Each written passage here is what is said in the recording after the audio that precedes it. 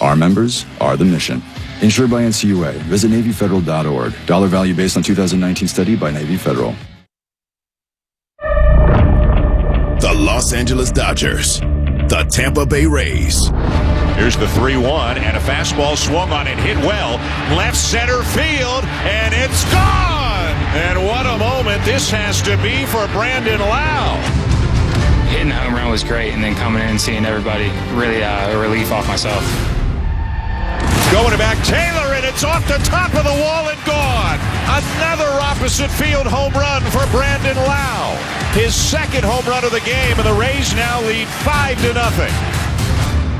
He can go quiet for a little while, but he can get as hot as anybody in baseball. Hopefully that's the trend that we're looking at going forward. But even today, I feel a lot better than I had beforehand. That's for sure. Castillo strikes out Taylor, and the Rays win Game 2 by a score of 6-4 to even up the World Series at a win apiece. The World Series on ESPN Radio is presented by AutoZone. Free battery testing, free battery charging, proven tough battery selection. That's what makes AutoZone your battery solution, where help is always in stock. Get in the zone. Now for the call of Game 3. Alongside Chris Singleton and Jessica Mendoza, here's Dan Shulman. And here we go, and I got to tell you, we are all kinds of fired up for Game 3. I don't know if it's that we're rejuvenated after an off day. We all had some good outdoor time. I don't know if it's that the series is 1-1 and we all think this is really going to be a series, or if it's just Charlie Morton and Walker Buehler. But it feels like tonight is going to be pretty special. It's the best travel day I've ever had yesterday, so I'll just start it right there. I'm very fresh and ready to go, but this matchup, guys, this is it right here. So, folks, don't turn the dial. Don't get out of the car. Don't turn it. Stay right where you are, because you're going to hear a great pitching performance. Yeah, and that's what I'm most excited about. When you looked at this series, I really I want to see Walker Buehler against Charlie Morton. Charlie Morton, to me, is the ace. Walker Buehler has been the ace for the Dodgers. I get it. Clayton Kershaw, so much attention. Tyler Glass now, he's got that high-velocity fastball, but this is where it matters, and I think in Game 3 with it all tied up, why not? Let's have the best pitching matchup of the series. Well, we'll give you a lot of numbers about these two starting pitchers, but let's start it right here. In his last 9 postseason appearances, Charlie Morton has an ERA of 1.45.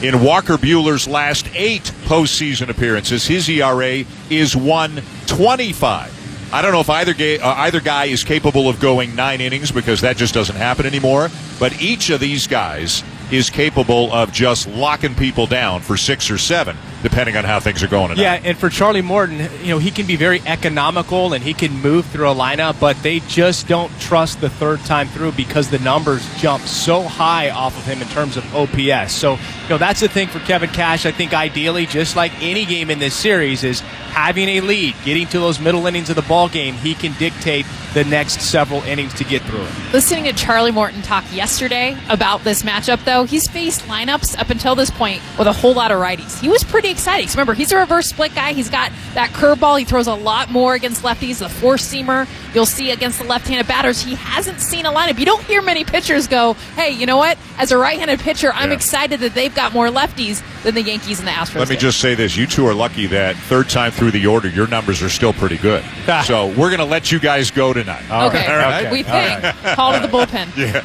The roof is closed at Globe Life Field in Arlington. It's the first time in the postseason the roof is closed. The temperature is down in the 50s. It's a little windy. There's talk of inclement weather. So why not? Obviously, in general, they have had it open. They want more air circulation. Remember, there were 10 or 11,000 people in the ballpark, and they want as much circulation so everybody will be as safe from the coronavirus as possible. But with the threat of weather, the roof is closed tonight, and we'll see if that makes the ballpark play any differently. The Dodgers have a lot more experience there than the Rays. Here come the Rays onto the field defensively. Tampa Bay is the home team for games 3, 4, 5. And that brings us now to tonight's starting lineups, brought to you by Cintas. More than 1 million businesses trust Cintas to help them stay clean and safe. Learn how they can get your business ready at Cintas.com. Cintas, ready for the workday. For the Dodgers, leading off in right field, Mookie Betts. Batting second at shortstop, Corey Seager. The number 3 hitter is the third baseman, Justin Turner. In the cleanup spot again, Max Muncy, the first baseman. Batting fifth and DHing tonight is Will Smith. Batting 6th, the center fielder Cody Bellinger. Chris Taylor at second base, batting 7th. The number 8 hitter is Jock Peterson, the left fielder. And batting 9th behind the plate tonight is Austin Barnes. On the mound for the Dodgers, right-hander Walker Buehler, 1-0 with a 1.89 ERA in the postseason this year. For the Rays, they're using the exact same lineup as they did in Game 2. It's the first time all year they have used the same lineup in consecutive games. Leading off the DH, Austin Meadows. Batting second, Brandon Lau, the second baseman, who broke out of his slump with a couple of home runs in Game 2. Batting third and left, Randy Arozarena. The cleanup hitter is the first baseman, Ji-Man Choi. Batting fifth in right field, Manuel Margot. Joey Wendell, the third baseman, will bat sixth. Batting seventh, the shortstop, Willie Adames. In center field, the number 8 hitter, Kevin Kiermaier. And batting ninth and catching, Mike Zunino. On the mound for the Rays, soon-to-be 37-year-old right-hander Charlie Morton.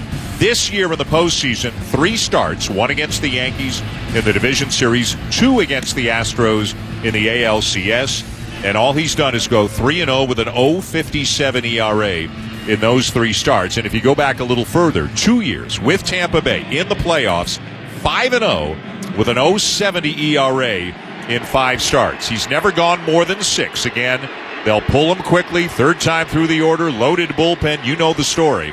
But when he's out there, he has been nails for the Rays, and that's why they got him, right? Florida guy, lives in a Bradenton, experienced guy. He's got low heart rate guy. Yeah, low heart rate. That was my point right there. Charlie's going to be the same guy, even keeled and go through, and really just looking at every opportunity he gets out there, even though he's so established that it's an opportunity for me to go out there and be a big league player. The crew chief is Bill Miller. He's got the plate tonight. We're underway with Mookie Betts swinging at one and hitting a little bouncer foul up the third baseline.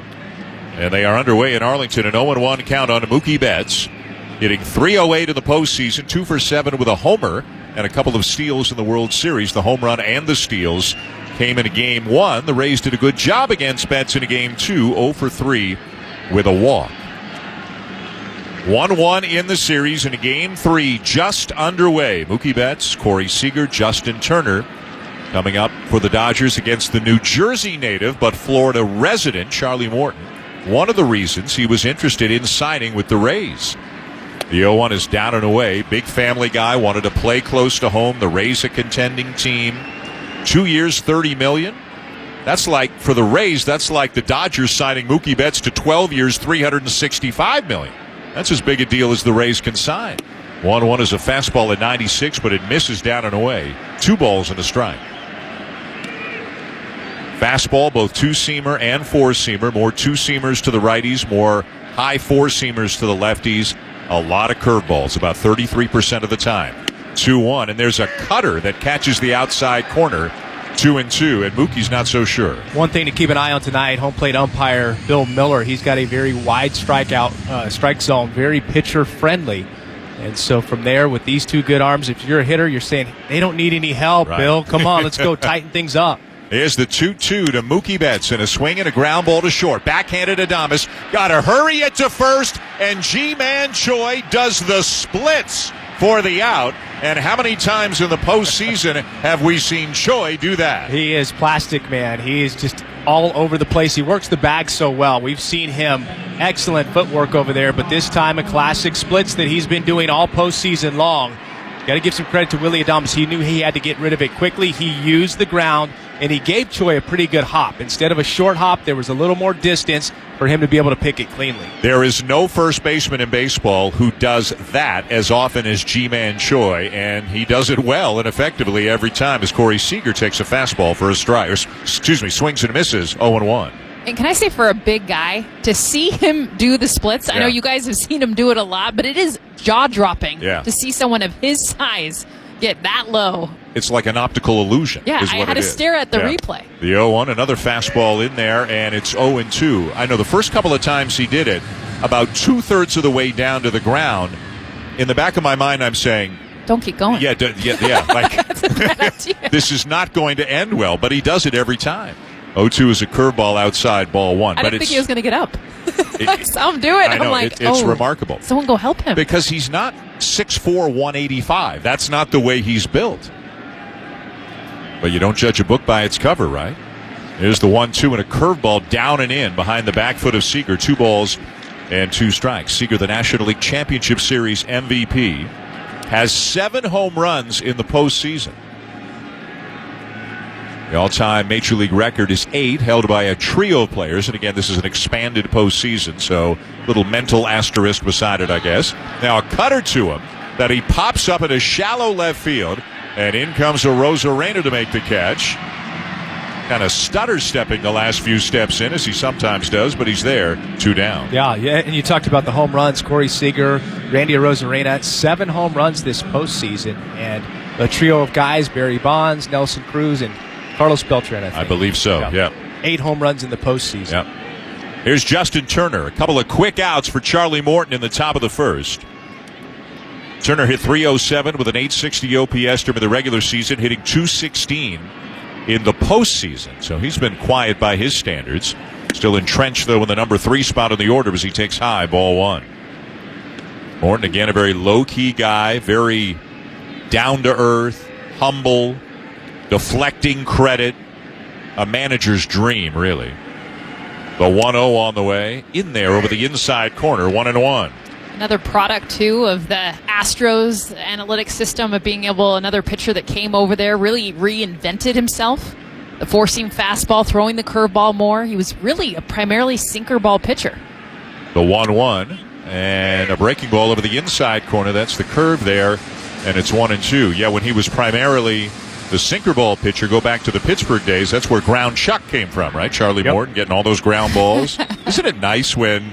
Ground chuck. I mean, it works, right? Charlie is chuck and ground is ground ball, and two-seamer gets ground balls. It's a dream. Here's the 1-2 to Turner. He hits it a long way to left field. It's gone! A line drive home run about 3 feet over the fence and left.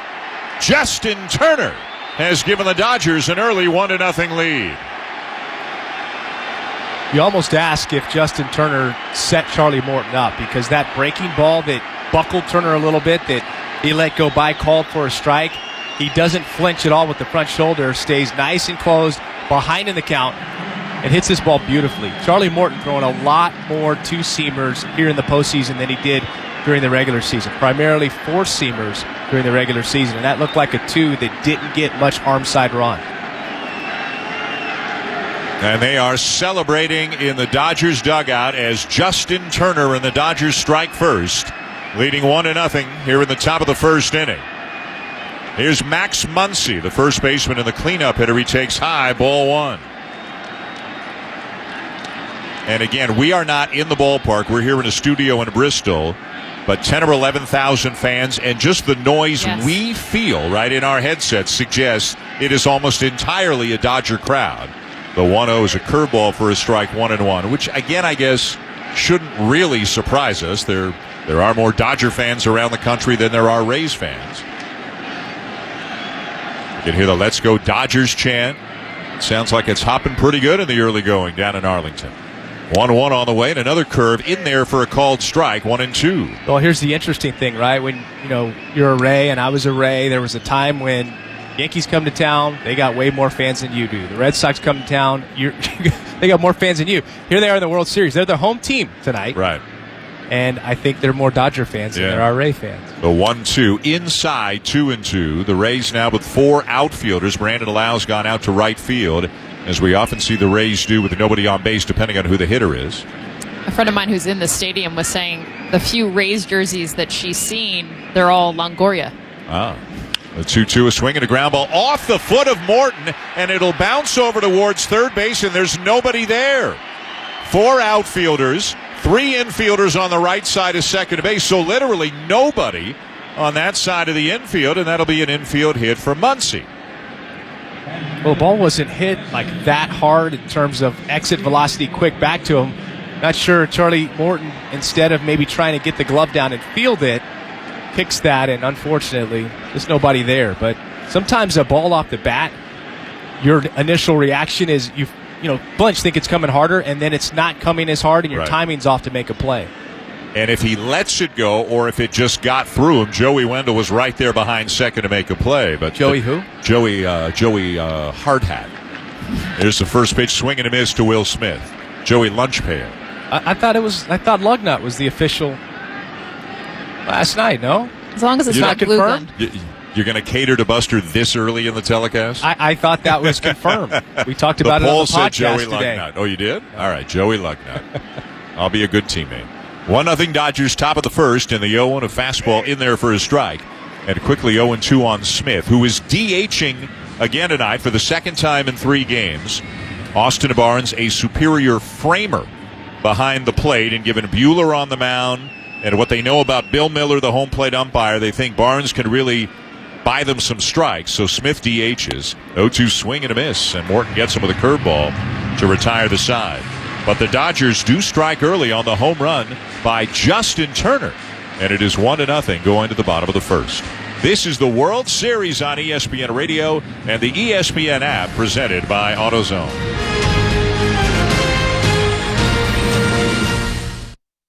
We saved serious cash with our Progressive Home and Auto Bundle and used the money to buy a new boat. Who's ready to water ski? This is not a real testimonial. Sure, customers can save big money with Progressive, but not enough for a new boat. They'll probably spend it on rent or gas money or maybe one of those little plastic wading pools for the yard. Ahoy there! Is what the captain might say. On the toy boat. In your wading pool. Progressive Casualty Insurance Company and Affiliates. It's time for MLB Pitch, Hit, and Run, presented by MLB Network, the official youth skills competition of Major League Baseball. Are there terrific baseball players in your town? Here's a great opportunity to test their abilities. Get your community involved by hosting a local competition for the chance to compete in the finals during the 2021 MLB All-Star Week in Atlanta. Sign up for free at pitchhitrun.com. The great thing about facts, they're proven. Like the fact that crude oil contains impurities, or that base oil made from natural gas is 99.5% free of impurities. And the fact that Pennzoil is the first synthetic motor oil made from natural gas, not crude oil. It gives you unbeatable engine protection. The proof is in the Pennzoil.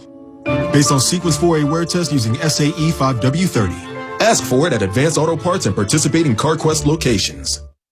It's time for some straight talk. You know what covering your bases is in baseball, right? Making sure you have no holes in your defense. Well, that's the kind of coverage you get with Straight Talk Wireless. And you'll pay up to 50% less than big carriers and still use their same networks. Just $45 a month gets you the unlimited plan with 25 gigs of high-speed data and 2G. No contract, no mystery fees. Fully covering your bases for 50% less. Straight Talk Wireless, only at Walmart. Savings may vary. See terms and conditions at straighttalk.com.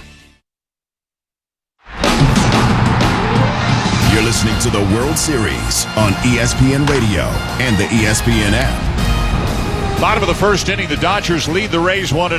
Dan Shulman and Chris Singleton, Jessica Mendoza, Buster Olney is with us as well. On the mound for the Dodgers tonight is 26-year-old right-hander Walker Buehler. And Buehler, like Morton, has been just great in the postseason in his career.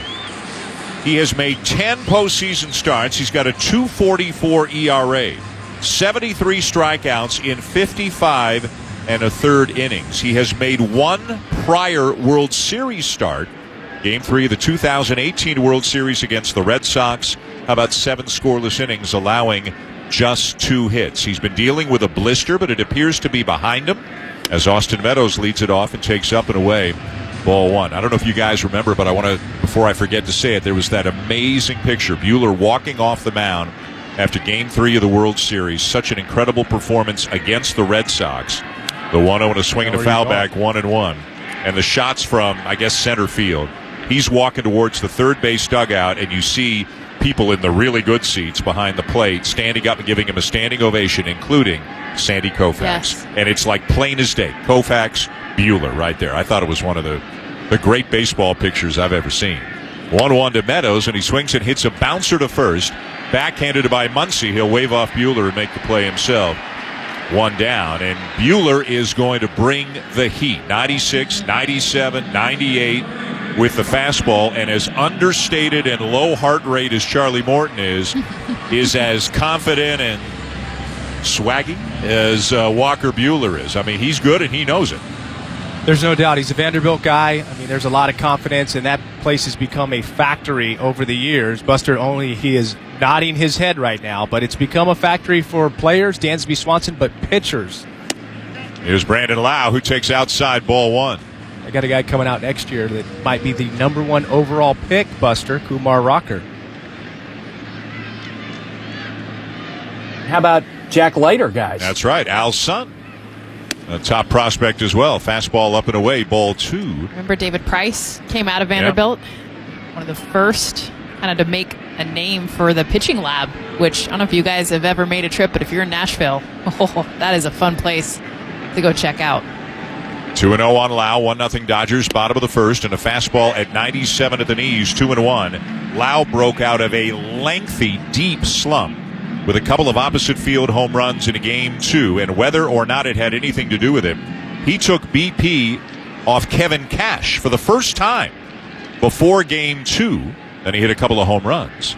The 2-1 fastball in there at 98, 2-2. Now Cash says Paul Hoover, who's the normal guy who throws BP to Lau's group, is the best in the baseball, but they switched it up. Cash threw to Lau. Lau hit 2 homers, so of course today Lau was in Cash's group again, but he owns Kevin Cash.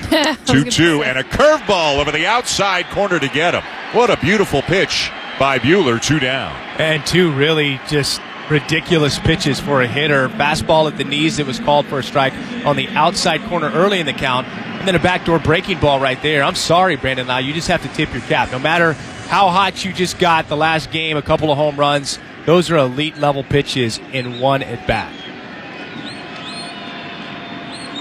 So Buehler looking great in the early going. Now Randy Arozarena takes 97 in there for called strike 1. We all know, we've talked about, Arozarena loves a fastball. Just the eighth one he's seen out of 30 pitches so far. The 0-1, and there's a slider that he swings and misses at.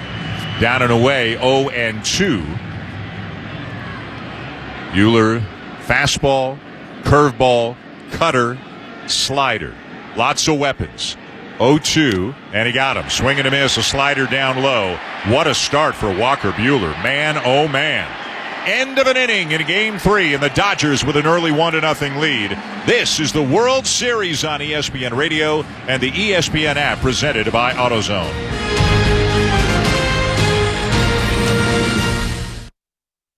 It could be a routine drive to pick up the kids after school, or an epic road trip across the country. No matter where your travels take you, we know those miles count.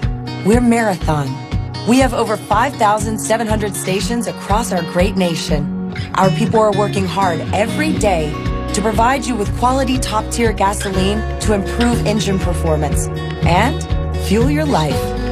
Marathon, fueling the American spirit. The great thing about facts, they're proven. Like the fact that crude oil contains impurities, or that base oil made from natural gas is 99.5% free of impurities. And the fact that Pennzoil is the first synthetic motor oil made from natural gas, not crude oil. It gives you unbeatable engine protection. The proof is in the Pennzoil. Based on Sequence 4A wear test using SAE 5W30. Ask for it at Advanced Auto Parts and participating CarQuest locations. We saved big money with our Progressive Home and Auto Bundle and used the cash to take a family vacation. To Hawaii. Who's up for a luau? Yeah! This is not a real testimonial. Sure, customers can save big money with Progressive, but not enough to go to Hawaii. They'll probably use it for things like the mortgage and groceries, or even a travel magazine, so at least they can see pictures of Hawaii. Aloha! Yes, say hello to those beautiful Hawaiian beaches in that magazine. Progressive Casualty Insurance Company and Affiliates. Today, everyone is expecting you to maintain a new level of clean, from customers and employees to students and staff. Cintas has the essential products and services to help you carry out cleaning protocols effectively. We'll keep you well stocked with cleaning supplies, professionally laundered uniforms, and other essentials like face masks, hand sanitizer, and thermometers. Give everyone the confidence they need to keep coming back. Visit Cintas.com and get ready for the workday. This is the World Series on ESPN Radio and the ESPN app. Top of the second, Dodgers 1 and the Rays nothing. Enjoy every World Series moment with the MLB app. It's the one place to get all your Dodgers and Rays action, including video highlights, pitch tracking, and much more. Download the MLB app today for the World Series in your pocket. Along with Chris Singleton and Jessica Mendoza, I'm Dan Schulman. So glad you're along with us for the World Series on ESPN Radio. A Justin Turner home run off Charlie Morton has given the Dodgers an early 1-0 lead. Cody Bellinger is going to lead it off here in the second against Morton. Bellinger got up to a very slow start during the season and got better and better, and he's had some good moments in the postseason as well. Swings at the first pitch here and sends a fly ball to left field. Again, 4 outfielders out there for the Rays, and that's the left fielder, Randy Arozarena, kind of over towards the line, who makes the catch, 1 down. And now Brandon Lau. We should put a Fitbit on Brandon Lau because he's going out to the outfield, back in several times a game. He's coming back in now for Chris Taylor. And it doesn't seem to have to do with righty or lefty. It's just certain guys they feel hit the ball on the ground less, hit the ball in the air more, and those are the guys they'll use 4 outfielders against. It really is pitcher specific to that very hitter. Kevin Cash was talking about it pregame today. Some of the media members had never seen it before. Here's Chris Taylor. And he'll take a cutter outside, ball 1. It was kind of cool because they were like, I'm sorry, I haven't watched Tampa Bay until the World Series. They admitted, they were honest. And they were. And they're like, I've never seen a 4. Can you just explain to me like what goes into the thought process of why? The 1-0 in there for a strike, 1-1. I would say it happens every game, and it could be twice a game. It could be 5-6 times a game, depending on if there are men on base and the matchups like you were talking about, Jess. But it's not.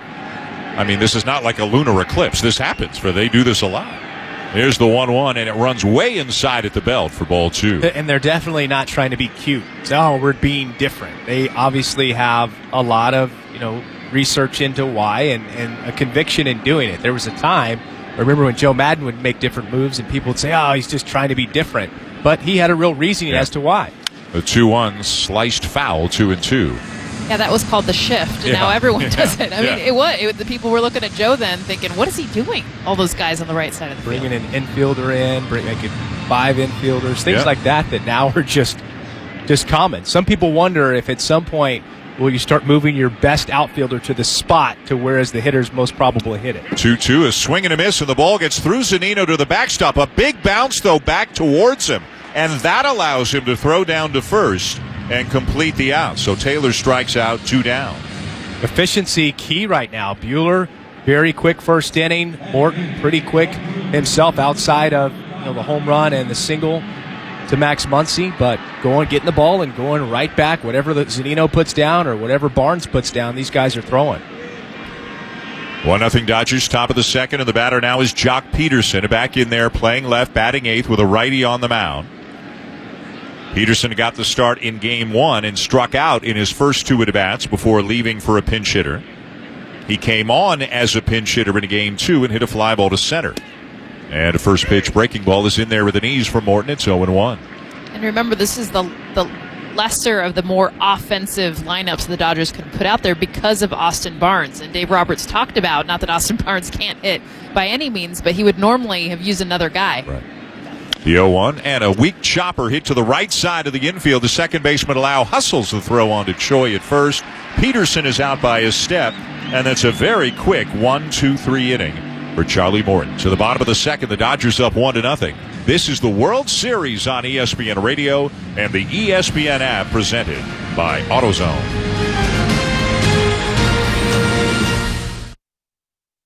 Order! Continue, Ms. Garner. With the Capital One Venture Card, you earn unlimited double miles on every purchase every day. Objection! My credit card doesn't earn double miles on every purchase. I object to your objection. With the Capital One Venture Card, you earn unlimited double miles on every purchase. Order. And right now, earn 100,000 bonus miles when you spend $20,000 in your first year. I'll allow it. No further questions, Your Honor. Well, just one. What's in your wallet? Limited time offer. Terms apply. See CapitalOne.com for details. At CDW, we get that even the biggest jobs need to fit on your lap. It's true. My entire workday happens right here on my lap. And you can get it done faster with the performance and security of a device configured by CDW and powered by 10th Gen Intel Core V Pro processors. Nice. Are you done yet, Mommy? more time for story time. An even better use of your lap. IT orchestration by CDW. People who get it. Find out more at cdw.com/IntelBeGreat. It's time for some straight talk. You know what covering your bases is in baseball, right? Making sure you have no holes in your defense. Well, that's the kind of coverage you get with Straight Talk Wireless. And you'll pay up to 50% less than big carriers and still use their same networks. Just $45 a month gets you the unlimited plan with 25 gigs of high-speed data and 2G. No contract, no mystery fees. Fully covering your bases for 50% less. Straight Talk Wireless, only at Walmart. Savings may vary. See terms and conditions at straighttalk.com. I'm Dr. Baker, an ER physician. If you're having leg pain, swelling, or redness, but haven't talked to your doctor yet, don't wait. This could be deep vein thrombosis, a blood clot which could travel to your lungs and lead to a pulmonary embolism, which could cause chest pain or discomfort or difficulty breathing and be deadly. Your symptoms could mean something serious, so don't wait. Talk to a doctor right away, by phone, online, or in person. Brought to you by Bristol-Myers Squibb and Pfizer. You're listening to the World Series on ESPN Radio and the ESPN app. Bottom of the second in Game 3, the Dodgers with an early 1-0 lead, and Walker Buehler looked great in the bottom of the first. A weak ground out and a couple of strikeouts. Buehler making his 5th start of the postseason. He's gone 4, 5, and 6 innings and has only given up 4 earned runs total in his 19 innings of work. Again, we mentioned he was dealing with a blister that was kind of an off and on thing for part of the season, was on the IL twice during the regular season, and it was definitely still impacting him in the early rounds of the postseason. But guys, from what Dave Roberts said today, it appears that it's behind him right now. Yeah, non-issue, and when you look at his last start, the cutter usage was up, and that was a pitch that he'd gone away from when he was dealing with the blister issue. So I think that's probably another good indicator that everything is just fine. The shift is on for Ji-Man Choi, who leads off the bottom of the second, the first baseman and cleanup hitter for the Rays. Left-handed batter who takes a fastball at 96 into the belt, 0-1. Choi, Manuel Margot, and Joey Wendell.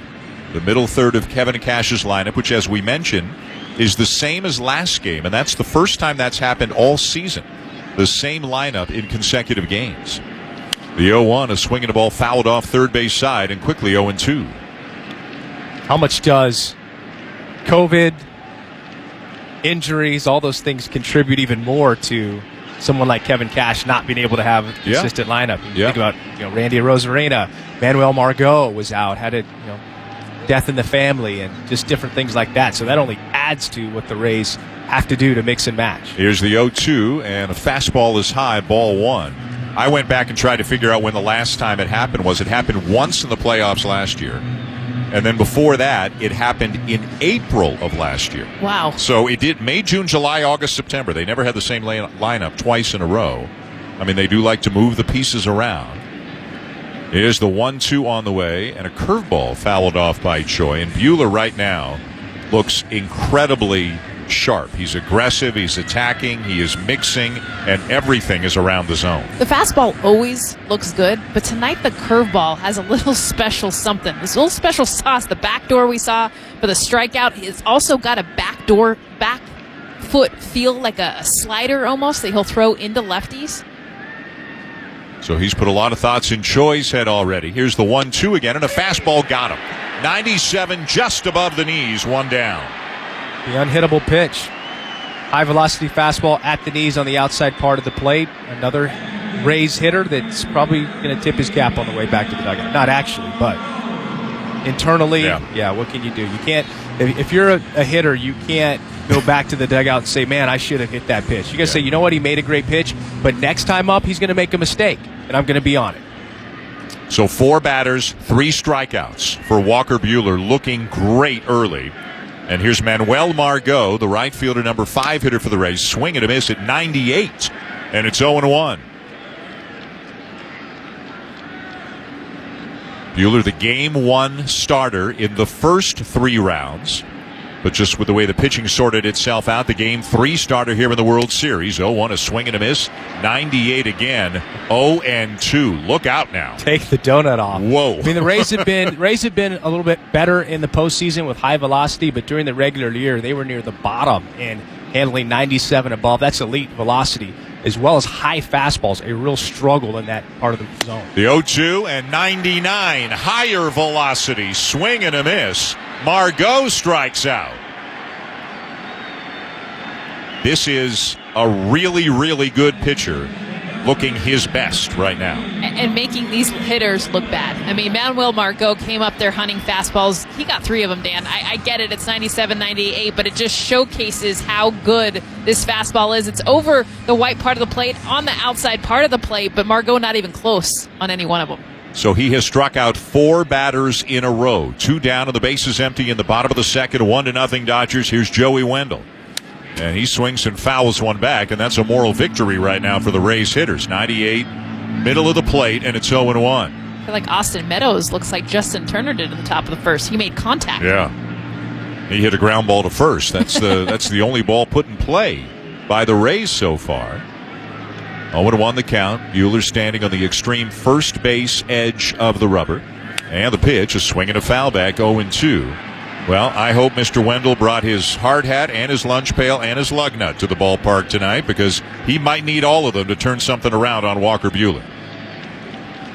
It looks like it's just too much. I don't know what it looks like going through the zone for those guys, but the swings are defensive, and that's a real indicator, along with just the other stuff you guys have noticed about how nasty he is right now. The 0-2 and a fastball that Wendell hits to left field, backing up a few steps. Peterson reaches up, makes the catch, and the inning is over. 3 up and 3 down again go the Rays.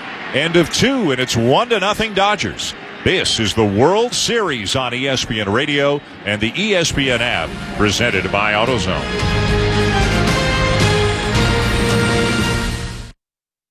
For DIY projects, you know the Home Depot's always in your corner.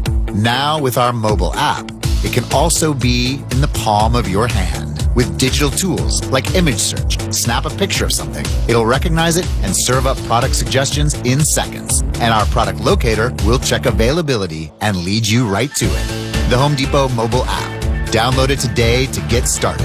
Only from the Home Depot. How doers get more done. Listen to every game live or on demand with MLB Audio. That is long gone! Listen to home, away, and Spanish language where available, including in-market radio broadcasts on supported iPhone, iPad, iPod Touch, Android, and Amazon devices. An amazing play! Download MLB today. It's your #1 app for live baseball. There goes another one! Blackouts and other restrictions apply. Visit MLB.com for details. Stugatz here. Advance Auto Parts is hooking you up big this October. Big as in $10,000 plus a virtual meet and greet with yours truly and the rest of the Dan Le Batard Show gang. Just text Le Batard to 77333 to enter. Then head to Advance Auto Parts for a diehard battery so you're ready for your victory lap after winning. Advance your auto at Advance Auto Parts and participating CarQuest locations. Limit 1 entry per day. See advanceautoparts.com for details. Mom, I think this doll I found in the attic is cursed. No, its eyes are just very lifelike. Then why does its head keep spinning? Be my friend forever. Oh, that is scary. You know what's really scary? Missing out on Geico's easy-to-use mobile app. You can manage your Geico policy whenever, wherever. Let's play with another doll. Or we can just bury it deep in the ground. Happy Geico-ween. Download the industry-leading Geico app today. This is the World Series on ESPN Radio and the ESPN app. Create custom reels and search over 3.5 million videos this World Series. Watch, create, share. Only at MLB.com/filmroom. Dan Shulman and Chris Singleton, Jessica Mendoza, Buster Olney. Game 3 of the World Series. The Dodgers lead the Rays 1-0 on a Justin Turner home run. And behind 2 overpowering innings from Walker Buehler so far. 6 up, 6 down, 4 strikeouts, 22 pitches, 18 of them strikes, through 2. Leading off the top of the third for the Dodgers, their catcher tonight, Austin Barnes, 244 during the regular season as he takes a 2-seam fastball in for a called strike. Barnes went 6 for 12 in the first 3 rounds of the playoffs, 0 for 5 so far in the World Series. Here's the 0-1 from Charlie Morton, misses down and away 1-1, and in fact Barnes is 0 for his last 21 in World Series action, going back to Game 6 of the 2017 World Series. The 1-1 on the way, tried to check it on a curveball, but he went around. Bill Miller, the home plate umpire, makes the call himself, and it's 1-2.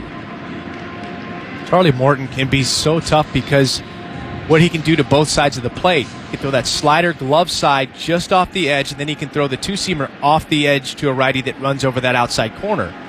1-2 on the way, and he got him with a curveball, froze him, and Barnes knew it, 1 down. And he can take that same act, Dan, and travel over to the other side of the plate and do the same thing. So now you're looking at X's being created on the corners, so hitters really can't say, okay, I'm going to sit, this location, or I'm going to sit on this pitch, because it's not going to be automatically the same as far as location, and you to get that edge on it. What a perfect fit for this Rays team to give them a quality veteran starting pitcher, a guy who's had success in the postseason, and a guy who wanted to be there as much as they wanted him, given to where he lives and the stage of his career he is at. Mookie Betts is the batter, up for the second time, and a fastball at 95 in for a strike. Betts grounded out his first time up. And they went sinker, cutter, sinker to Singy's point.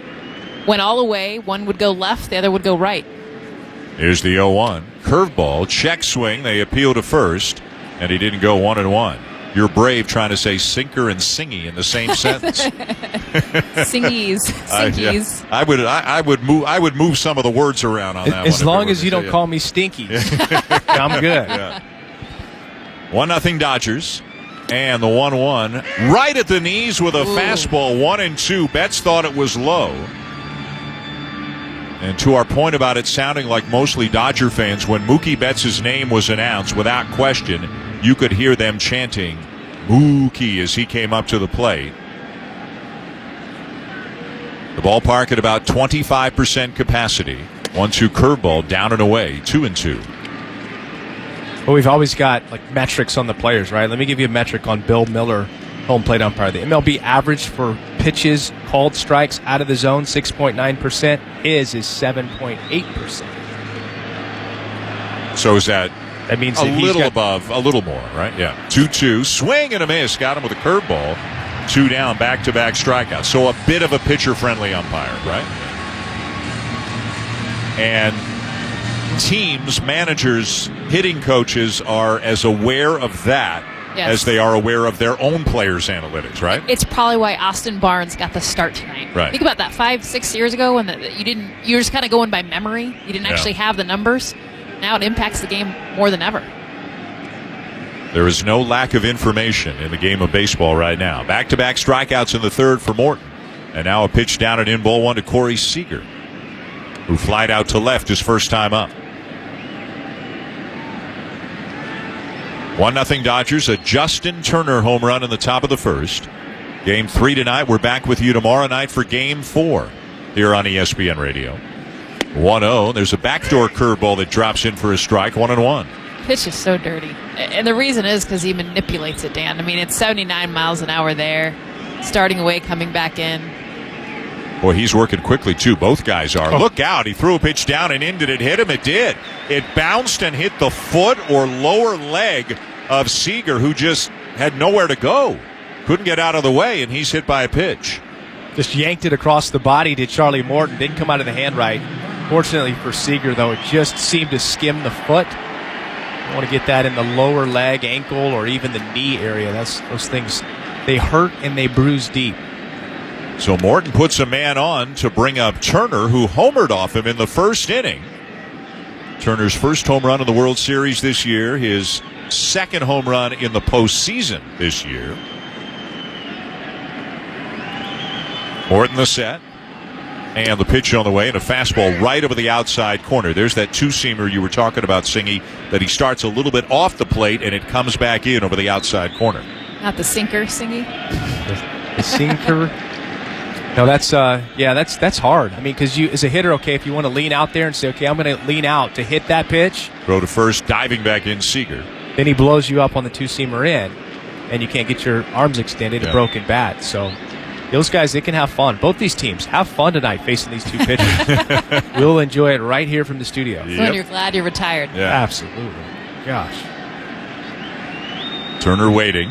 The home run for Turner in the first inning, his first in 55 World Series at-bats, going back to the 2017 World Series.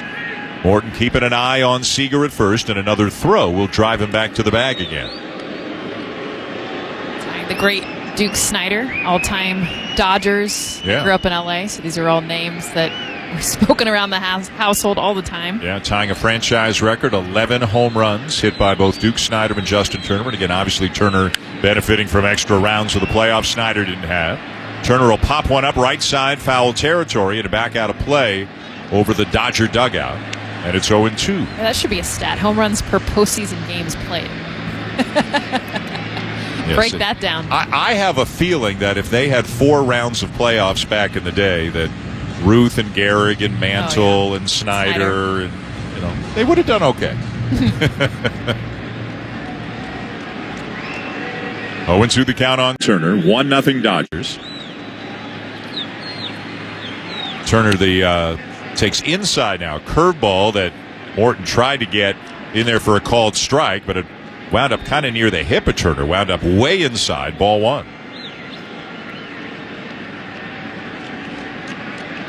The Rays in the white jerseys with the navy blue caps, and the Dodgers in the road grays. The Rays the home team for 3-4-5. Dodgers were 1-2. Will be, if necessary, 6-7. As a cutter now for Morton misses outside, and it's 2-2 on Turner. It's got him looking out over the plate, and Justin Turner, body language, he's looking to cover that part of the plate. I would imagine could be a little vulnerable right now if he can run something in, whether it's a front door breaking ball or an executed two-seamer that gets in on the hands, not like the one he tried to throw last time. 2-2, a two-seamer to the outside corner that Turner fouls off out of play. So he's giving Morton a battle right now.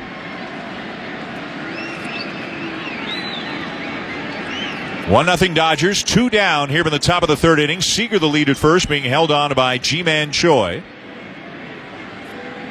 And a 2-2 count on Turner. The set by Morton. And the pitch on the way. Curveball, and it's lined down left field fair. It'll get down and get down towards the corner. Seager's on his way to third, and he'll have to put the brakes on.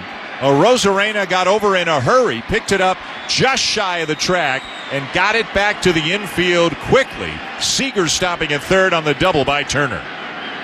Guys, and there's a shot of Corey Seager at third, and I think he was kind of pleading with Dino Ebel, let me score.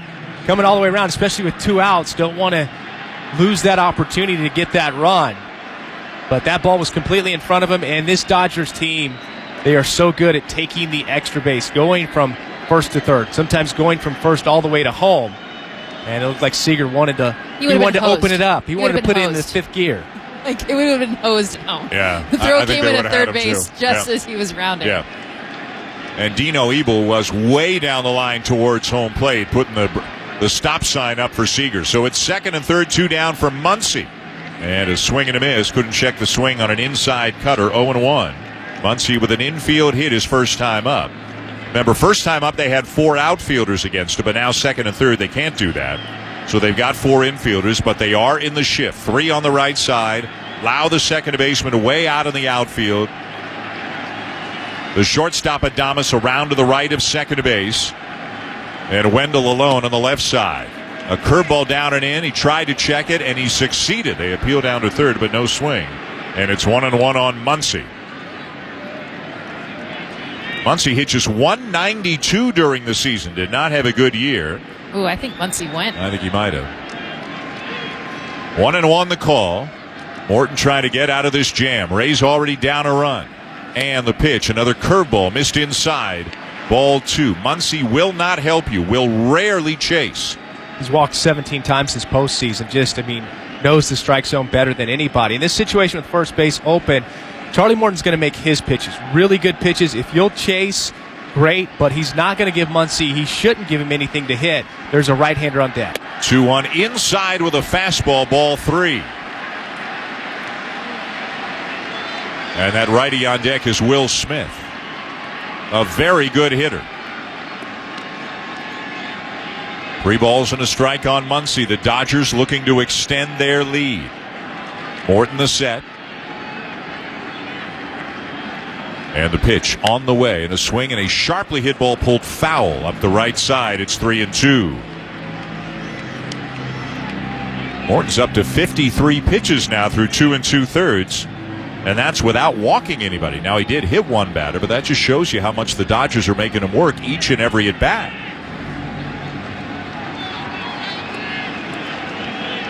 At third, Seager. At second, Turner. 2 down and a full count on Muncy. And the 3-2 on the way, and a swing and a liner into center for a base hit. In to score Seager. Right behind him, Turner. It's a 2-out, 2-run single for Muncy. And it's 3-0 Dodgers.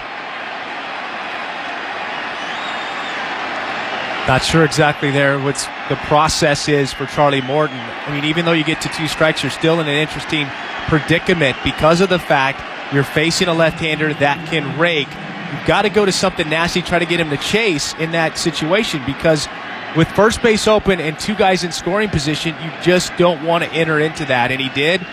Pretty much left a cookie there. Probably should be glad that it stayed in the ballpark, something that Muncy didn't drive over the fence. That's what I was thinking. I mean, I saw that out of the hand. You knew it was a fastball, it was a cutter. Now first pitch swing and a foul back by Will Smith. And that was literally my reaction. But as that pitch was coming, I was like holding my breath. Yeah. Got way too much of the plate. Didn't get it in nearly enough like he wanted to. What a big hit for Max Muncy and the Dodgers. And they now lead 3-0 here in the 3rd inning. 0-1 the count on Smith, who struck out his first time up. And the next pitch, a swing and a foul back. Got a cutter in on his hands, and it's 0-2. And boy, the way Buehler is looking, and there's a long way to go. It's the 3rd inning. But doesn't 3-0 seem like a pretty big lead right now? And the efficiency. I mean, that's the biggest thing. You talked about it with Morton and the fact that this Dodger team will work at bats. Buehler has just been 1, 2, 3. Muncy the lead at first. No balls, 2 strikes. The count on Smith. And the pitch swung on and sent in the air to center field. Hit fairly well. Kiermaier still going back. Now on the edge of the warning track in deep left center. He'll get there to make the catch and retire the side. But Max Muncy with a clutch 2-run single. And it's 3-0 Dodgers going to the bottom of the 3rd. You're listening to the World Series on ESPN Radio and the ESPN app, presented by AutoZone.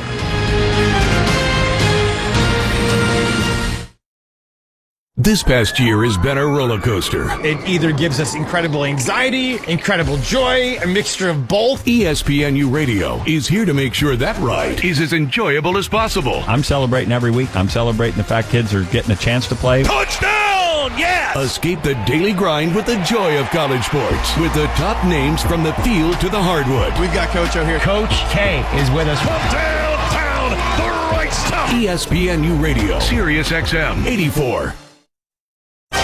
Don't miss the opinions of former quarterback Brady Quinn on the SiriusXM Blitz. Russell Wilson slinging the football all around the field. I mean, it's like a work of art. Russell has his own way of going about doing it. I feel like he never puts the football in harm's way. Then it's just even the decision making, and his ability to extend a play and run. So watching him just be that general out there in the field, it's incredible to see his growth and the command. It's a beautiful thing to see right now. And I think obviously Seattle Seahawks fans love it. SiriusXM NFL Radio, Channel 88. Suplexes, knockouts, and chokeholds. SiriusXM Fight Nation is the only channel dedicated to bringing you the inside world of combat sports. Unlocking the Cage with Jimmy Smith. Time doesn't heal all wounds in sports. Winning heals all wounds. Busted Open. I always say life is just like professional wrestling. You are going to get knocked down a lot, but you got to keep getting up. The Ak and Barak Show. If the fight fans start calling for a fight, that's when it starts to bubble. That's when you can create and build a big fight. And so much more. We bring the fight to you on SiriusXM Fight Nation, Channel 156. When you need a laugh, SiriusXM is your home for great stand-up comedy with exclusive channels from Kevin Hart. It's about to go down. Comedy Central, Jeff Foxworthy and Larry the Cable Guy. Peter Dad. And Netflix is a joke. Hey, it's Tom Papa. Catch me on Netflix as a joke. And SiriusXM's own comedy greats, Raw Dog Comedy, and clean comedy for everyone on Laugh USA. This feels right. Sirius XM Comedy, channels 93 to 99 on your Sirius XM radio, the Sirius XM app, or however you stream in the home.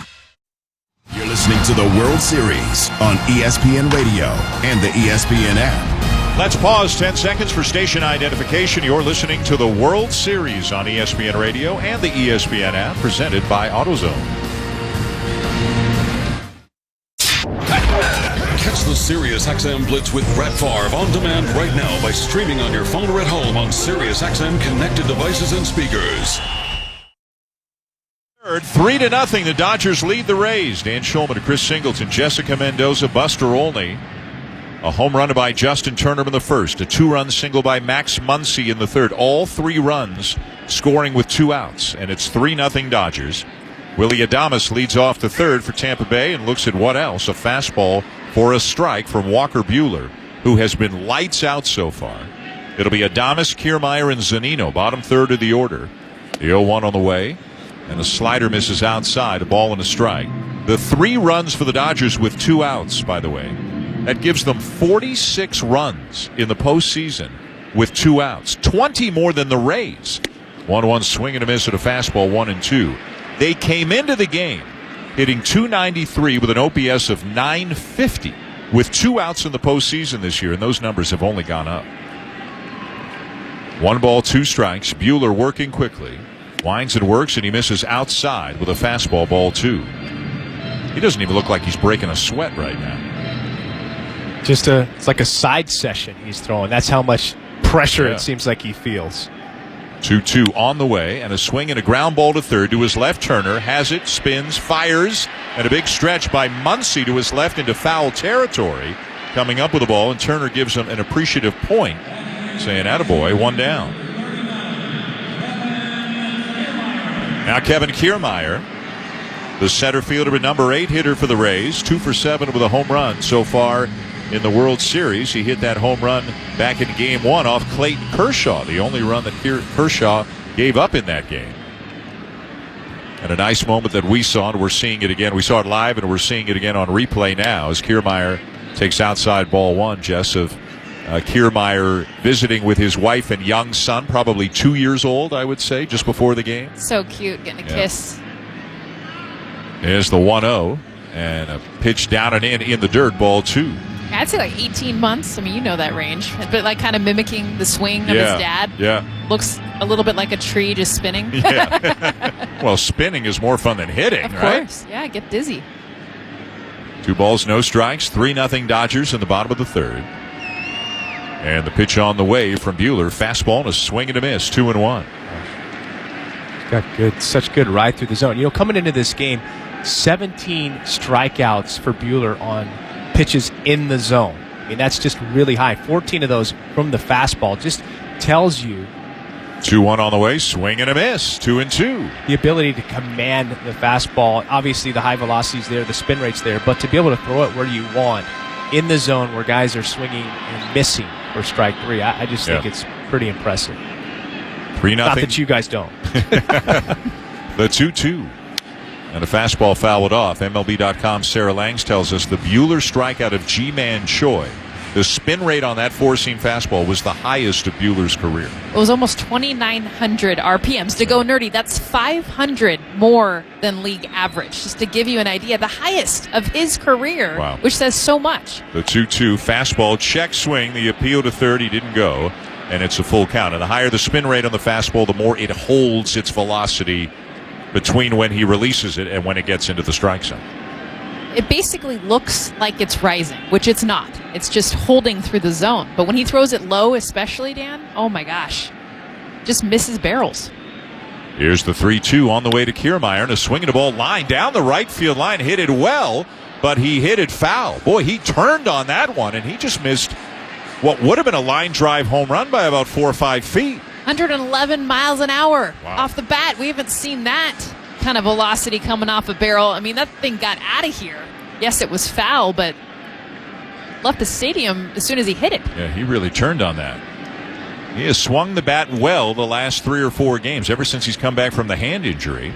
The 3-2, and it's up high, ball 4, and that's a 1-out walk and the first base runner for the Rays tonight against Buehler. Good speed aboard as well. Someone over there that Buehler's going to have to think about just a little bit. And maybe that divides attention. Anything and every little thing helps.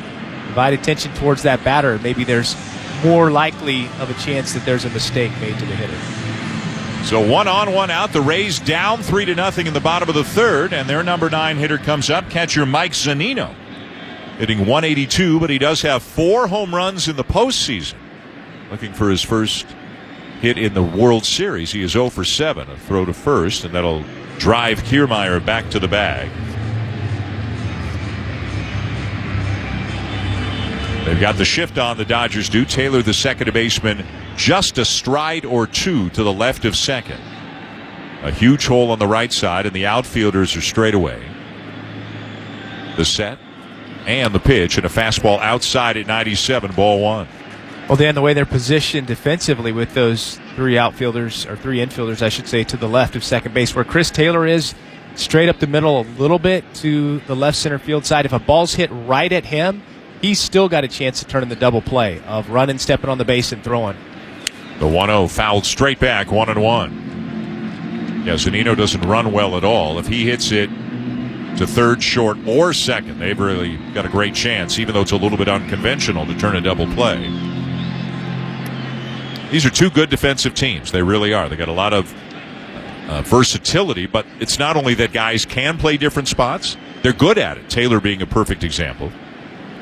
1 ball, 1 strike. The set by Buehler. Pitch on the way, and a swing, and a ground ball down to third. Nice pick by Turner to Taylor, 1 and on to first. Double play. The inning is over, and the Dodgers lead 3-0 at the end of 3. This is the World Series on ESPN Radio and the ESPN app, presented by AutoZone.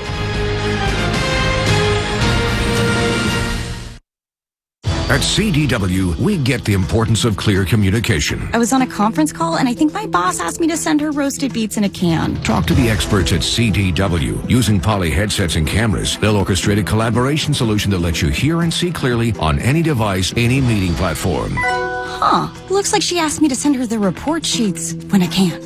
You like beets? No. IT orchestration by CDW. People who get it. Learn more at cdw.com/poly. You want that home run feeling? Then step in the box and let it rip. Get ready for the Major League Baseball Junior Home Run Derby, powered by at MLB Develops. Compete locally and swing your way to the finals at the 2021 MLB All-Star Week in Atlanta. Get your community involved by hosting a local derby. Sign up for free at jrhrd.com. This is SportsCenter. I'm Mark Kestisher. We are through 3 innings. Game 3 of the World Series. Dodgers 3-0 over the Rays. There's college football tonight. The delayed Big Ten season has begun at an empty Camp Randall Stadium in Madison, where redshirt freshman quarterback Graham Mertz has a couple of touchdown passes, 10 for 10 passing, 14-0. Wisconsin leading Illinois. They are in the second quarter. ESPN's Adam Schefter reports suspended receiver Antonio Brown has agreed to a 1-year deal to join Tom Brady and the Tampa Bay Buccaneers. Brown was also in discussion with the Seahawks. His NFL suspension would end after next weekend. Also, ESPN's Adrian Wojnarowski, Brian Windhorst reporting the NBA pursuing a pre-Christmas Day start to the 2021 season. They're also set to propose to the Players Union a reduced 72-game schedule. Authentic caps, tees, jerseys, hoodies, and more. Get all your AL team and NL team gear and cheer on your team at home with the official source, MLBShop.com. We'll get back to Dan Schulman, Chris Singleton, Jessica Mendoza in just a moment. Buster Olney, Walker Buehler. He's outstanding on the mound and very confident off it, too.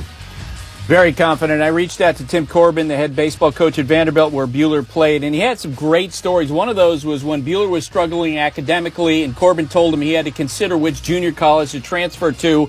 And Buehler came back to him and said he made up his mind on 2 things. 1, he was going to stay at Vanderbilt and work it out. And 2, he knew that if he left, Vanderbilt would be worse because they'd be losing their best pitcher. And Corbin also said Buehler, among all the players he's ever had, is the only one who walked into his office and made himself comfortable, Dan, ready to put his feet up on the desk.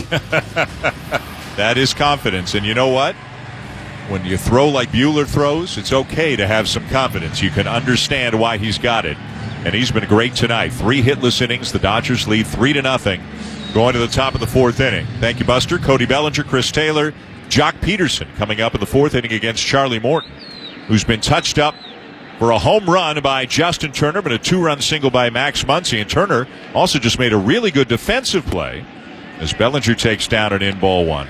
Starting a 5-4-3 double play. Zunino hit it well.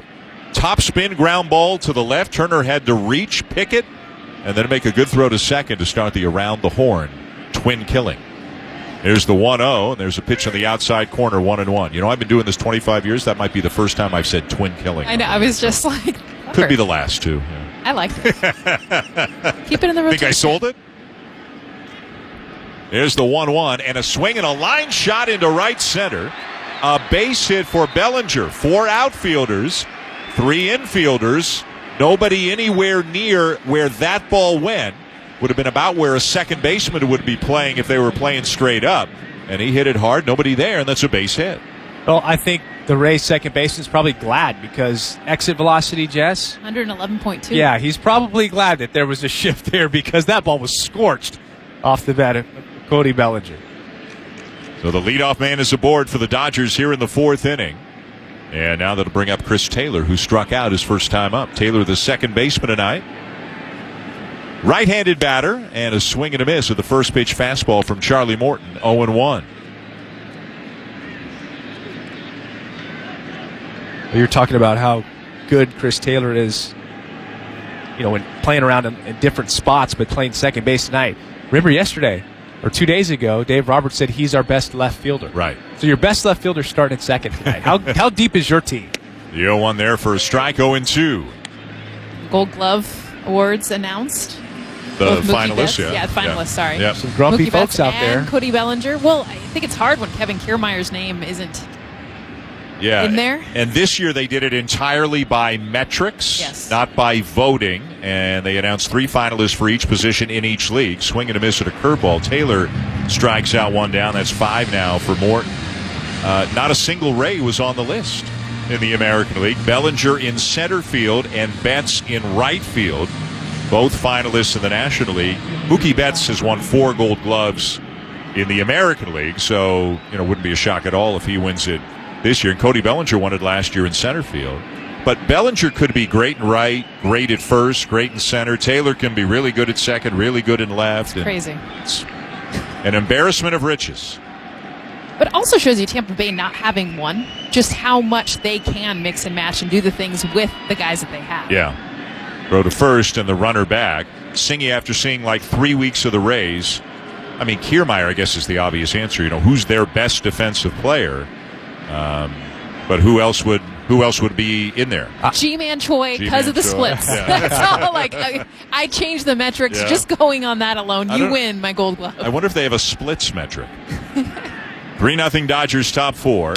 And the pitch swung on to Peterson and lined down the right field line. A fair ball. Bellinger rounding second on his way to third as Margot gets it back into the infield, holding Peterson to a very long single. And it is first and third, 1 out for the Dodgers. Well, great job of base running with Cody Bellinger because he had to freeze just a little bit to make sure that it got over the first baseman's head, who is, or I should say the shift head, as well as G-Man Choi jumping. But you got to hold for a minute, make sure it's not caught, and then take off. And gets there easily. Again, we talked about how good the Dodgers are and how hungry they are when it comes to taking the extra base. Base running's an attitude, and these guys have it, and it only got better when Mookie Betts joined this team. Absolutely. So first and third with 1 out for the Dodgers, already leading 3-0 here in the top of the fourth inning. And the batter will be Austin Barnes, hauled out on strikes his first time up. The third baseman, Wendell, and even with a bag. Barnes shows bunt. Pulls the bat back, and he takes outside. Ball 1. And that got the attention of Wendell at third, Choi at first. This is a play the Rays will use a fair bit with the runners at first and third. It's kind of a safety squeeze. You might start the runner at first, and then the runner at third decides, once the bunt is down, whether it's good enough for him to go home. But you put pressure on the defense. And now he gets the bunt down towards first. This will get a run home. The play to first to get Barnes, but credit him with a sacrifice and an RBI. Bellinger comes in to score, and it is 4-0. Barnes getting a lot of high fives in the dugout. We don't see the bunt very much at all anymore these days, but there are situations depending on where the game is and the score. And Dave Roberts looking at that situation and saying, hey, we tack on. We already have a 3-0 lead. We continue to tack on a run or two here and there to the finish line. We should be in good shape. So right man, right spot. Stay out of a double play opportunity for the Rays, and you're good to go. 3-4 on the putout at RBI for Barnes. Bellinger scores. Peterson to second. 4-0 Dodgers. That is just the third sacrifice in the postseason this year by everybody put together.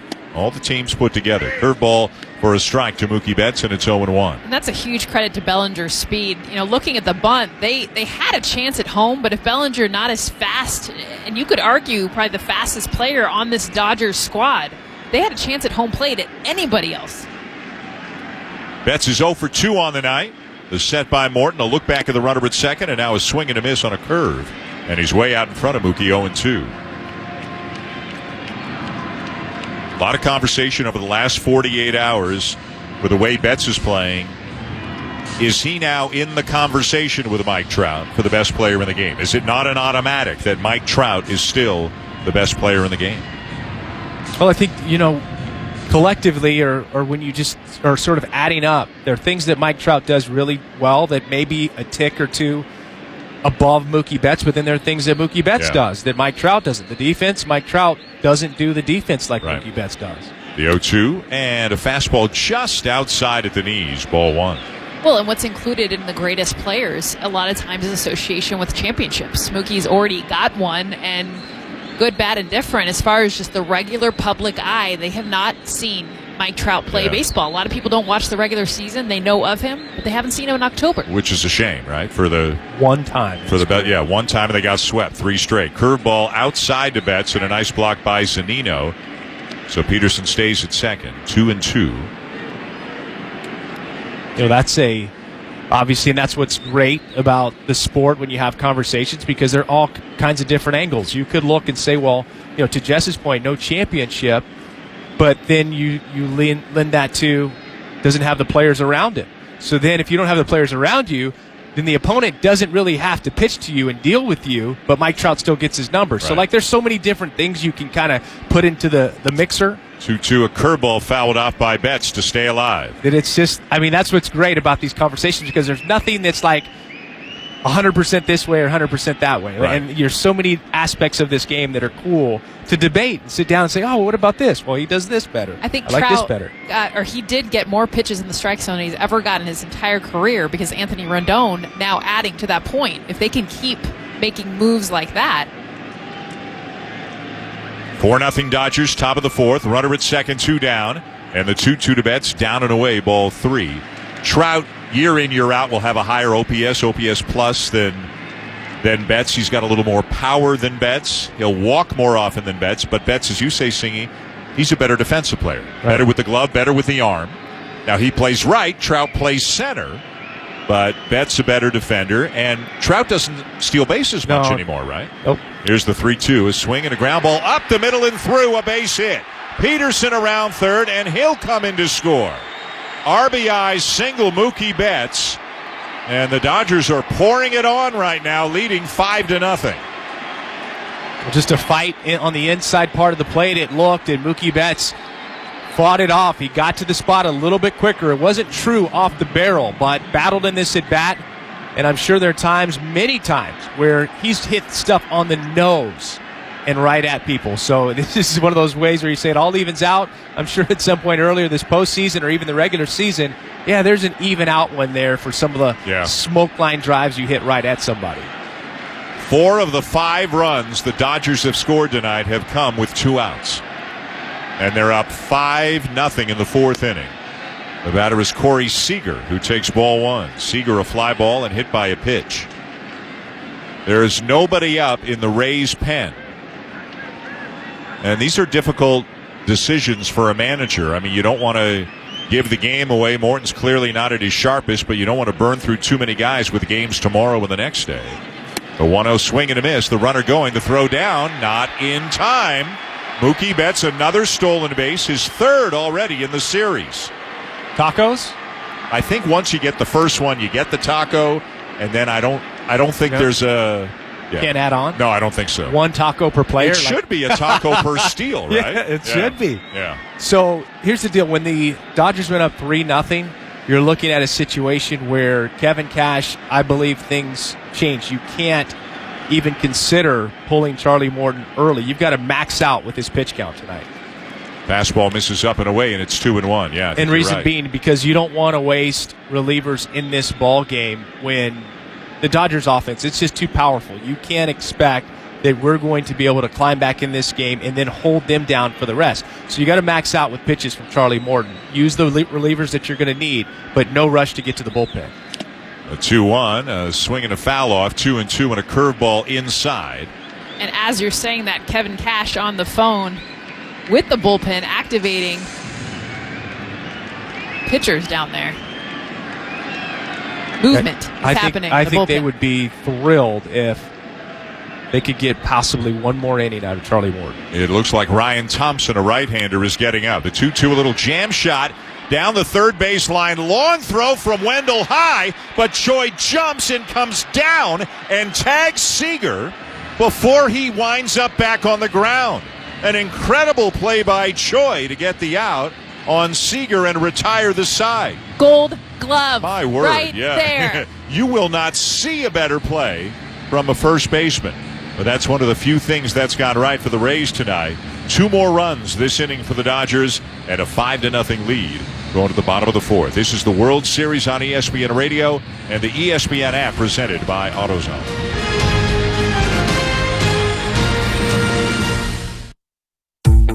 Fall is in the air. Fall projects are on the list, and the Home Depot is ready with more ways than ever to help.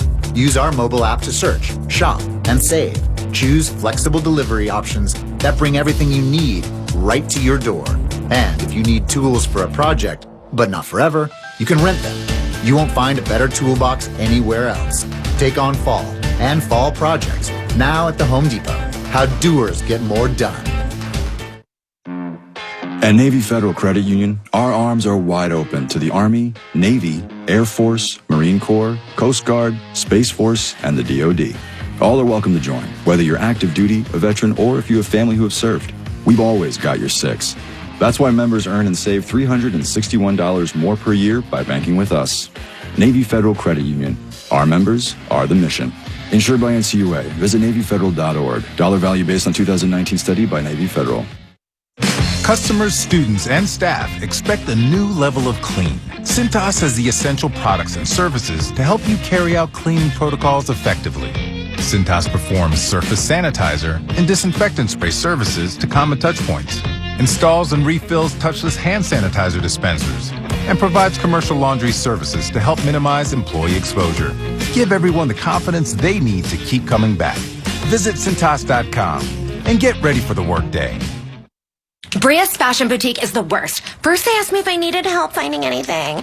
Just because I'm gorgeous doesn't mean I need help. No matter how hard you work for your small business, online reviewers will find something to complain about. Then they tell me they're having a sale. Oh, so you're assuming I'm poor. Cool. And while Progressive can't save you from these trolls, we can help you save money on commercial, auto, and business insurance. Also, they tried to give me the friends and family discount. I'm not your friend, so... Get a quote online today at ProgressiveCommercial.com. Progressive Casualty Insurance Company, affiliated and third-party insurers. This is the World Series on ESPN Radio and the ESPN app. 5-0. The Dodgers lead the Rays going to the bottom of the fourth here in Game 3. Don't miss Game 4 between the Rays and Dodgers in the World Series.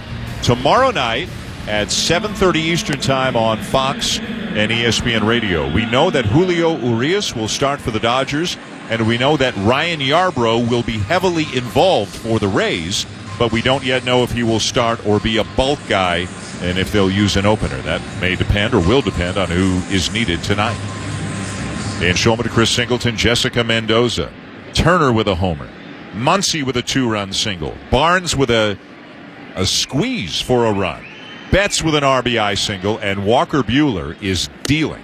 Fastball in there for a strike, 0-1 to Austin Meadows. That is his 39th pitch of the night, guys. 29 of the 39 have been four-seam fastballs. And 21 of those, Dan, have been strikes. Yeah, I mean, this is, again, a really good pitcher pitching as well as he can. The 0-1 and a curveball misses inside, a ball and a strike. You know, he's working on 13 consecutive scoreless innings now. And, you know, you look at the matchup, Barnes behind the plate. He was there for the last start where Buehler went 6 scoreless, didn't walk anybody. The previous 3 starts, he walked 11 combined. 1-1 on the way, swing and a miss at another fastball, 1-2. And you could say some of that was maybe the blister, some of that maybe working with Will Smith, but obviously last time out with Barnes was great, and they've just continued. They picked up right where they left off.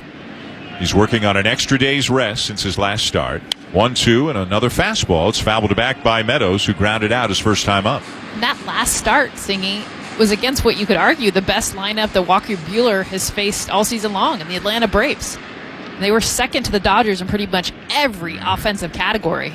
So to have that kind of night just shows you how good his stuff is. 89 pitches in that start, 65 for strikes. The 1-2 on the way, and he missed outside with a curveball, 2-2. After Meadows, it'll be Lau and Arozarena. Can the Rays somehow find a way to chip away at this deficit? Dodgers have had some great at-bats. Charlie Morton has looked mortal tonight. Here's the 2-2 on the way. Fastball up and away, ball 3. You know, Dan, it's funny. I think back to 2018, I think, that Buehler's a rookie. He's starting Game 7 in Milwaukee, the National League Championship Series, and we're just sitting there and felt like, I don't know if people realize how unique and how special this kid is. Yeah. He wasn't phased at all. 3-2 and a swing and a line drive to center field. Going to back Bellinger. Now he puts the brakes on, steadies himself, and makes the catch. That's a hard play for an outfielder, but he dealt with it very well. 1 down. Yeah, those can be some of the toughest ones. Those line drives that are hit right at you. You got to make a decision quickly, and the smartest thing to do is always to drop step, hold your ground. If you take a false step in, and that line drive's got good backspin and stays up, that base runner's going to be running all around. So 3 1/3 scoreless, hitless innings so far for Walker Buehler. Here's Brandon Lau, who struck out his first time up. Now he swings at a fastball and fouls it off left side. Just one base runner for the Rays, a 1-out walk issued to Kevin Kiermaier in the third, and then he was erased on a Mike Zunino 5-4-3 double play. We are starting to see, though, better contact off of Walker Buehler by the Rays. The 0-1. Curveball, and he gets a call on the outside corner, 0-2. Yeah, the double play ball was hit pretty well by Zunino. That line drive to center hit very well by Meadows. Well, and to be fair, at the beginning of the game, we weren't seeing any contact. But you're right. The last 2 balls have been hit hard. We kid because we love. The 0-2 and a swing and a foul back. Pretty good cut there and an 0-2 pitch. Lau kind of shaking out, wringing out his right hand a little bit after that swing. I'd say one difference that I can say I see from last series to this one with Lau is that he's getting a piece of that elevated fastball, whereas in the last series, he wasn't even touching it. And this is probably a better one than he was seeing last series. 0-2 swing and a miss. Nasty breaking ball down and in. 2 down, and that's 5 strikeouts for Buehler. This is impressive. The batter now, Randy Arozarena. Just working right through it, and they're playing catch. That's one of those things where, you know, when you've got a pitcher and a catcher that are so synced up where it looks like they're just playing catch. He's throwing to the mitt. They're not shaking off. They're not taking any time. The first pitch cutter right on the outside corner with the knees for a strike to Arozarena, who struck out on 3 pitches his first time up.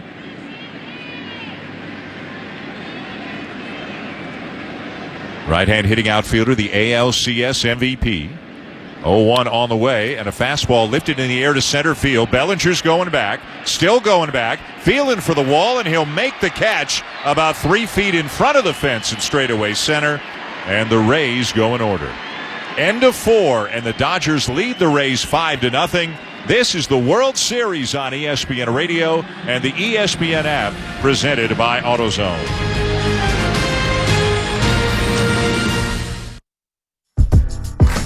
There's an underdog story happening today in America. Small businesses are fighting to make a comeback, but in the moment they have the least, they're giving the most. They're rallying communities and neighborhoods, yet asking for little in return. Well, it's time we gave back. Small Unites is making it simple for everyone to take action and support the small businesses that unite us all. Find out how you can donate, shop, and share today at smallunites.org.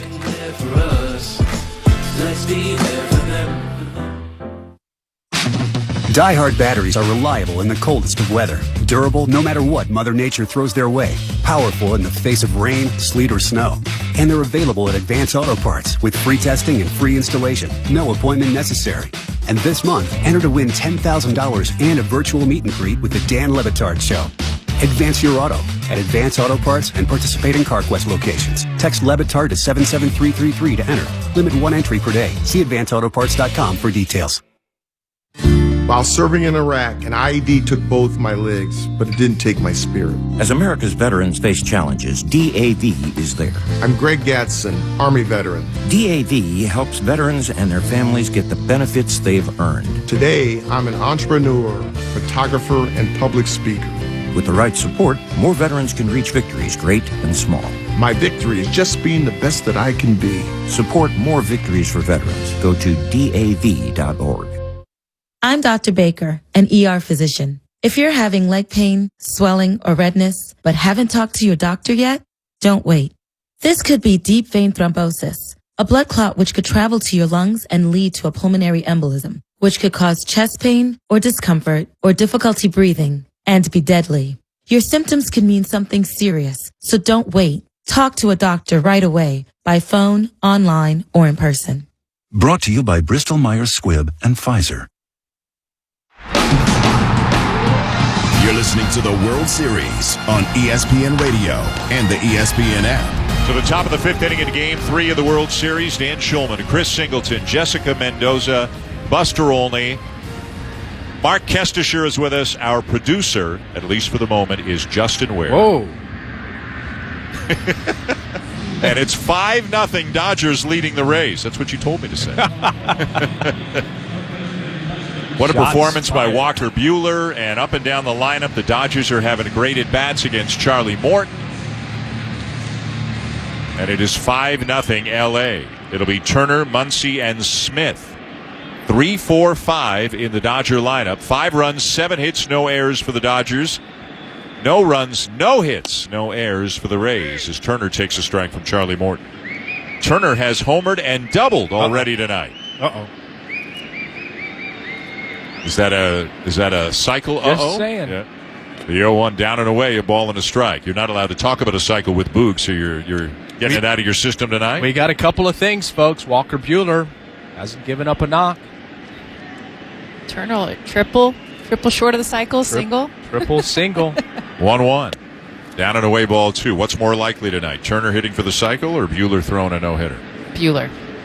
I'm going to say Turner for cycle just because I don't know that Buehler could go. They'll let him go 9. I'll break the tie and go with you. They let him go 9. Yeah. Jess, probably right. Yeah. The 2-1. There at the knees, 2-2.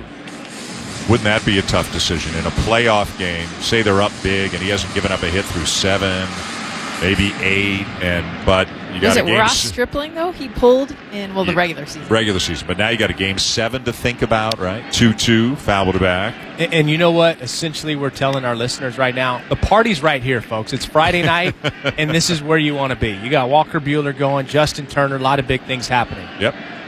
If you're driving, drive safe. Stick with us. When you get to the driveway, park. Just keep listening for a while. Curveball is inside. 3-2 on Turner. Take the pizza into the kids and go back to the car and listen. Or dial it up on the app inside. Plenty of options. My dad does it. He's a pro. He's tech savvy. 3-2 swing and a miss. And Turner strikes out. So Morton he has mixed in 6 strikeouts tonight through 4 1/3, but there has been some hard contact and some timely hitting as well. Max Muncy, the batter, had an infield hit his first time up. And then probably the biggest hit of the game, the 2-run single with 2 outs in the 3rd inning that at the time made it 3-0.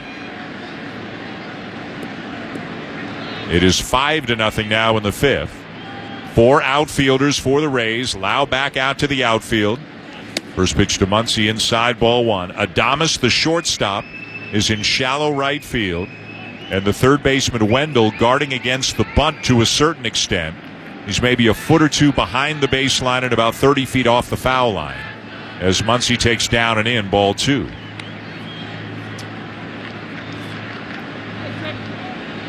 And the 4 outfielders kind of equally spread around the outfield. Beginning with Lau, the second baseman, in right. And then all the 3 regular outfielders have moved over towards left field a bit. The 2-0 right there for his strike, 2-1. I think Muncy would like that pitch again because it was a two-seamer that ended up not right down the middle, but in a really good spot in terms of the wheelhouse for a left-handed hitter to hit deep. 2-1, swing and a miss at a curveball, 2-2. John Curtis is now up in the bullpen for Tampa Bay. A right-hander.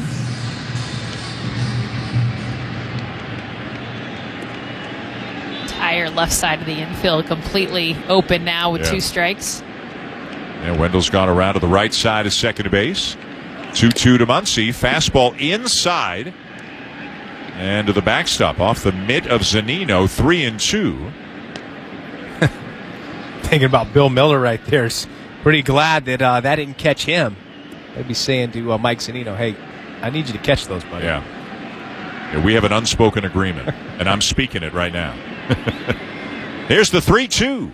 And a curveball down low. Muncy will take a walk, and he's on base for the 3rd time tonight. Okay, you see that 3-2 pitch right there, right? Go back to the last at-bat when first base was open, you had runners on second and third. That was the type of pitch in a 3-2 count that Charlie Morton should have tried to make, but he threw a pitch right in the right in the zone, a fastball that gets hit. That's going to be the end of the line for Charlie Morton. Kevin Cash out, takes the ball, a pat on the back. John Curtis is coming in. This call to the bullpen is brought to you by Geico. It's Geico-ween. Switch to Geico and see how much you could have been saving. It'll haunt you. With 1 out in the top of the 5th inning, the Dodgers lead 5-0. This is the World Series on ESPN Radio and the ESPN app. It's time for some straight talk. You know what covering your bases is in baseball, right? Making sure you have no holes in your defense. Well, that's the kind of coverage you get with Straight Talk Wireless. And you'll pay up to 50% less than big carriers and still use their same networks. Just $45 a month gets you the unlimited plan with 25 gigs of high-speed data and 2G. No contract, no mystery fees. Fully covering your bases for 50% less. Straight Talk Wireless, only at Walmart. Savings may vary. See terms and conditions at straighttalk.com. The great thing about facts, they're proven. Like the fact that crude oil contains impurities. Or that base oil made from natural gas is 99.5% free of impurities. And the fact that Pennzoil is the first synthetic motor oil made from natural gas, not crude oil. It gives you unbeatable engine protection. The proof is in the Pennzoil. Based on Sequence 4A wear test using SAE 5W30. Ask for it at Advanced Auto Parts and participating CarQuest locations.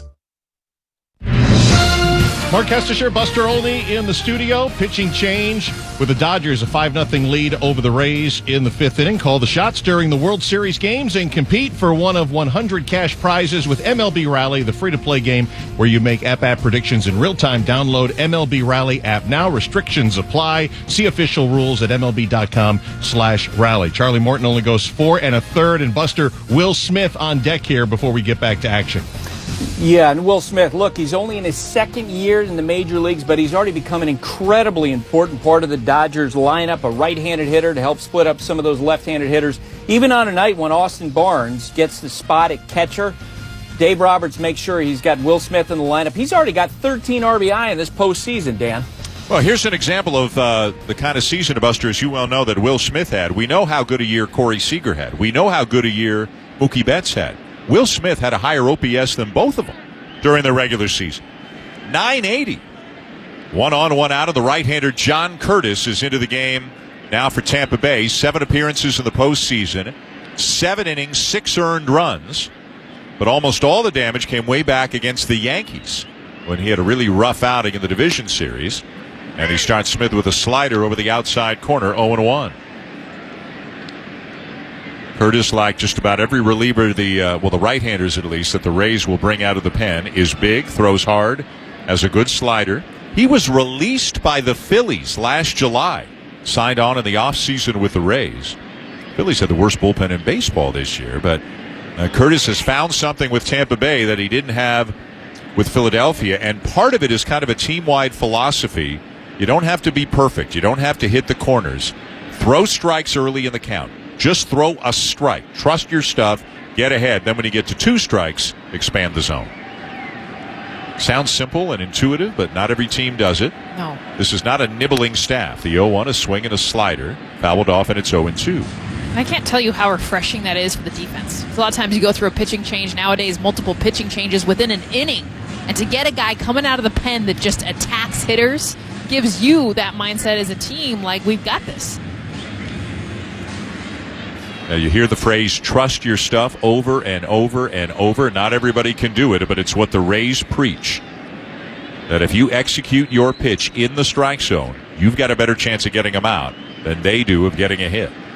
5-0 Dodgers, and the 0-2, and a slider up in the zone, lifted in the air to right field. And in comes Margot, hollering for it, and he makes the catch. 2 down, and that's an example they're singing. A very good hitter in Will Smith. Not a perfect 0-2 pitch there from Curtis, and Smith flies out. Just maybe a little bit subtract, a little bit add velocity. Those little things can, be a difference. It's not like saying I have to have 4 different pitches. He's pretty much throwing fastball or slider, but if there's a mild variation on that fastball or slider, that can serve to get that hitter just enough off balance to where it's not a productive at bat. 2 down, and here's Cody Bellinger. A fly ball to left field his first time up, and then a line drive single to center his last time up to kick off the 2-run 4th inning. 5-0 in the 5th now. And a first pitch fastball right over the outside corner, 0-1. Cody Bellinger's shaking his head. This is where I wonder if the umpire scouting report trickles its way down to the players, because Bill Miller has been wide all night. Cody not liking that call outside for strike 1. Curtis the set. Shift on for the Rays, and the 0-1 on the way, and a fastball at 95. Foul to back, 0-2. I interviewed Nomar Garcia-Parra yesterday, guys, for a podcast that I do, and I said to him, Nomar, tell me the truth. You ever mess around, and Nomar hit right and Bellinger hits left. I said, you ever do a practice swing as if you're Bellinger just to see what it would feel like to swing that big and that hard? He said, Dan, I'm almost 50. Are you crazy? Exactly. I knew what that answer was going to be. No balls, 2 strikes. And the pitch and a fastball at 96. Foul to back. It remains 0-2. Yeah, that's if you're an individual that for whatever reasons you want to go on the DL for life, mimic Cody Bellinger's swing. That'll get you back surgery if you're over the age of 40. It'll be fascinating to see. Hopefully he has a long, productive, healthy career. Can he do this for 15, 18 years? The 0-2, he checks the swing and a ball down in the dirt, ball 1. Is violent the right word for it? Is it just the bat speed? Is it the follow through? What separates it from other swings? I think it's violent, but it's for the most part when he's going good, it's under control. He's got good eye-hand coordination, but when it's bad, it can be the opposite side of victimization. A lot of moving parts. 5-0 Dodgers in the top of the 5th inning of Game 3. Throw to first and Muncy back in. I feel like it's almost like he's got a samurai, and when he's going good, it's like he's cutting the ball in half, like just bringing that through the zone in a way where a baseball's just getting sliced, like filleted. Here, what kind of cut do you want, sir? Bring out the little platter for you. Yeah. You pick your meat, the cut you want. The set by Curtis and another throw to first. I wonder if he hits a golf ball a mile. I would imagine he does. Well, you saw, what was it, Mike Trout when he went to the golf course and had, and it was just stupid. Yeah. Like, what? I wonder how many shafts he's broken. Yeah. Can you imagine the whip he would get on a golf club? A ball and 2 strikes. Muncy, a short lead, being held on by Choi. And the pitch on the way, swing and a miss. Curtis gets him at a fastball down below the knees, and the side is retired. No runs, no hits. There was a man left. We go to the bottom of the 5th. The Dodgers leading the Rays 5-0. This is the World Series on ESPN Radio and the ESPN app, presented by AutoZone.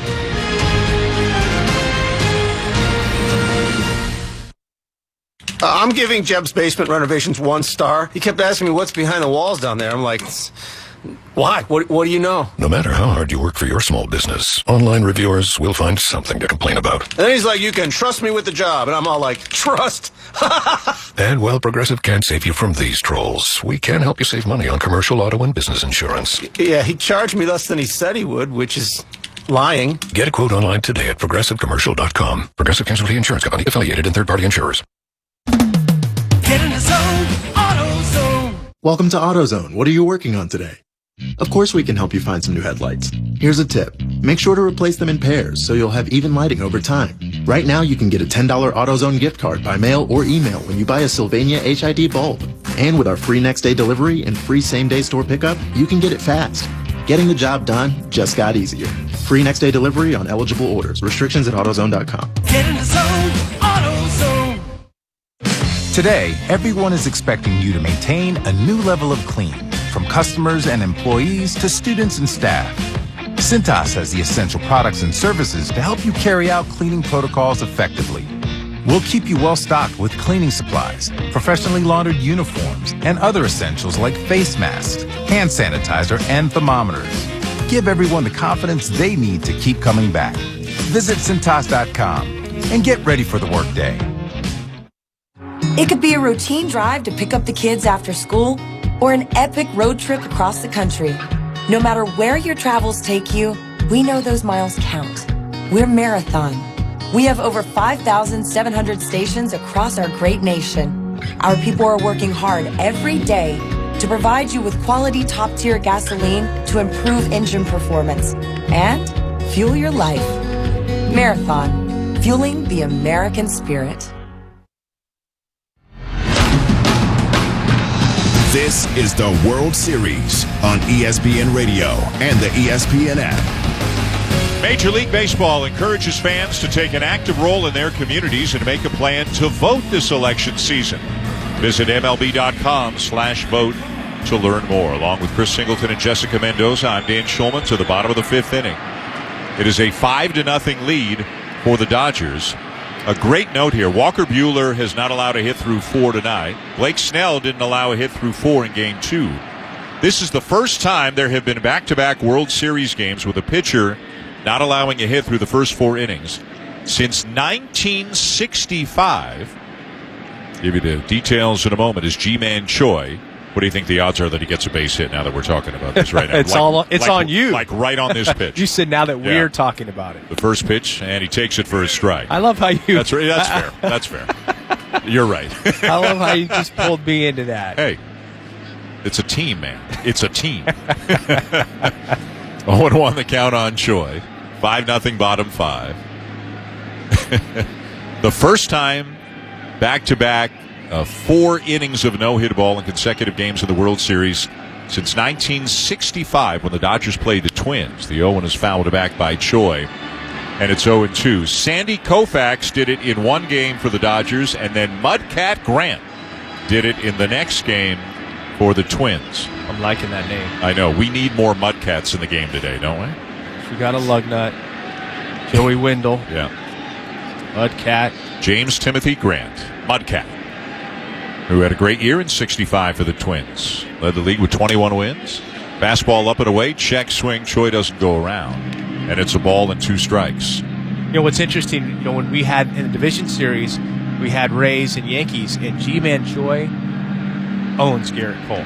It's pretty ridiculous. Oh, yeah. I saw it. Yeah. There's similarities between fastball velocity and everything with Buehler. 1-2 and a breaking ball in the dirt, 2-2. You would want to think, just off of those optics, without getting super specific, that Choi could be lined up for some success in these at-bats against him. So, obviously it's early in this game. It's only a second at-bat. Struck out the first time, did Choi. But perhaps if he gets this at-bat, or if he gets one more shot at it, maybe we see something big. The 2-2 pitch on the way. Swing and a miss at a high fastball. 1 down. Well, maybe next time. A big hang with them right there. Zunino hit a hard ground ball. Meadows and Arozarena both hit the ball to deep center. But the Rays don't have a hit yet off of Walker Buehler. Manuel Margot will be the batter. Margot struck out his first time up, 3 for 8 now in the World Series. 5 home runs in the postseason as he takes very high, ball 1. There's something cool, too, to see dominance with a fastball, too, because so many times when we're talking about success with pitchers, they're throwing their secondary pitches. They're not secondary anymore. They're primary. Curveball, slider. Buehler, 70% almost. The 1-0, swing and a miss, 1-1. But 70% is high for him. I think, see, he's 62, which is pretty good. But he's obviously feeling it, and the results are saying, hey, they can't catch up to me tonight. So he's emphasizing a pitch that is working great for him right now. The 1-1, up and away ball 2, and there's nothing wrong with that. This is working. Keep doing it. And think about some of those great outings that we watched with Garrett Cole. What's he doing? Throwing his fastball. Here it is. If you can touch it, go ahead. But until you do something, I'm not going to change. Fastballs have never been thrown harder on average than now. The 2-1 foul to back, 2-2. And pitchers, I believe, have never thrown fewer fastballs since this tracking was available than now. So more secondary pitches are being thrown than ever before, even though fastballs are being thrown harder than ever before. Strikeouts are also at an all-time high. The 2-2. And he missed down and away with a slider, ball 3. 5-0 the Dodgers lead in the bottom of the 5th. Game 4 tomorrow night, and you can hear it right here on ESPN Radio. The broadcast begins at 7:30 Eastern. First pitch again right about 8:09 Eastern. 3-2, and Margot hits it inside the line at third and down into the left field corner. The first hit of the night for the Rays will be a double for Margot with 1 out in the bottom of the 5th. Well, he does make an adjustment after that first at bat, and Jess had pointed out, fastballs away to Margot. He had no chance. He was late on him, and he couldn't reach him. This time, a couple of pitches, Buehler works more middle, more in, and he kind of does Margot a favor, allowing him to get to something rather than having to try to cover that outside part of the plate and stay on plane with the fastball. So a really good piece of hitting there, and they break up the no-no, and I'm sure the Rays dug out chirping just a little bit, trying to get in Buehler's head. Got to start somewhere. A double by Margot with 1 out in the 5th, down 5-0, and here's Joey Wendell, who hit a fly ball to left field his first time up. The set and the pitch, swing and a miss at a fastball, 0-1. Have you ever like done exercise underwater, like or you had like something, or and it's like you're fighting to like move it through? That's what it looked like Joey Wendell on that swing, folks. I mean, the fastball was almost in the catcher's mitt by the time his bat like comes through the zone. And it wasn't his hardest fastball tonight. Wendell was just way late on it. Here's the 0-1. He gets another fastball. That one's at 98, but it's taken low, a ball and a strike. The opposite of the Bugs Bunny changeup, where it's like 1, 2, 3, right. You're out. Yeah. It's like ball's in there, swing late. Buehler can make guys look silly every now and again with his power. They play him to pull on the infield, straight away on the outfield as he fouls it back, 1-2. Looking into Joey Wendell's background a little bit, I think he started with Oakland, played some second base, then came to Tampa. Played more second base his rookie year. He played all around, but very good utility type of guy, but he's really settled into third base this year. And we've only seen him at third this entire postseason. Yeah, Yandy Diaz was out with a hamstring injury, so he really hasn't played much third. Plays a lot there normally. 1-2 was fouled back. Normally, it'll be Diaz a lot at third, Adames the everyday shortstop, Lau for the most part at second, and then Wendell kind of bouncing around. But here in the playoffs this year, Wendell's been basically the everyday third baseman, and I don't even think, Singy, he's come out of the lineup no matter who the lefty is for the other team. He's been in there every game, I believe. Maybe he was out once, but an everyday guy, usually hitting about where he is now, 6th in the lineup. Runner at second, 1 out, 5-0 Dodgers bottom 5, and the 1-2 swing and a miss at a curveball. And then did he get a piece of it, and did it hit the dirt? What are they calling here? Boy, I guess they're saying Wendell got a piece of it, and that Barnes did not catch it cleanly.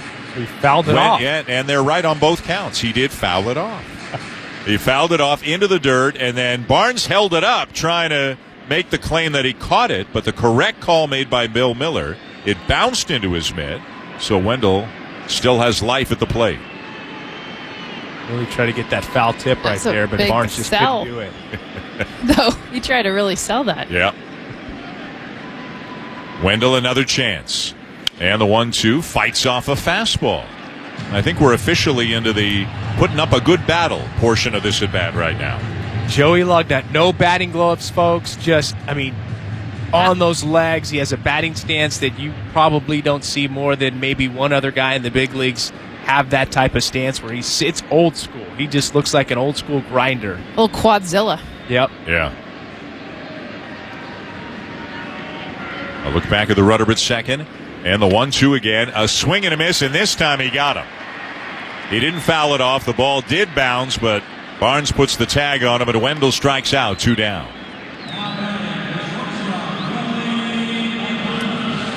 So 7 strikeouts.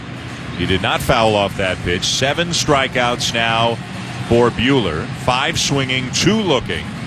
And here is Willy Adames, the shortstop, who grounded out. Just such a tough combo. 97 on the fastball, 83 on the curveball, and he's throwing both with command.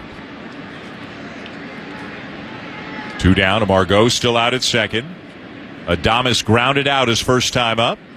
And the pitch, a swing and a foul off on a first pitch slider, and it's 0-1. Well, it seems in this Game 3 a little bit harder than in the Game 1 where the Rays were trailing the Dodgers and you're looking to battle in some at-bats, run the pitch count up, get this pitcher out of there, get into the bullpen, and try to make some of the higher leverage arms get up to throw, at least in the bullpen, maybe get into the ball game. But down 5-0, the Rays have some work to do just to kind of provoke that out of the Dodgers.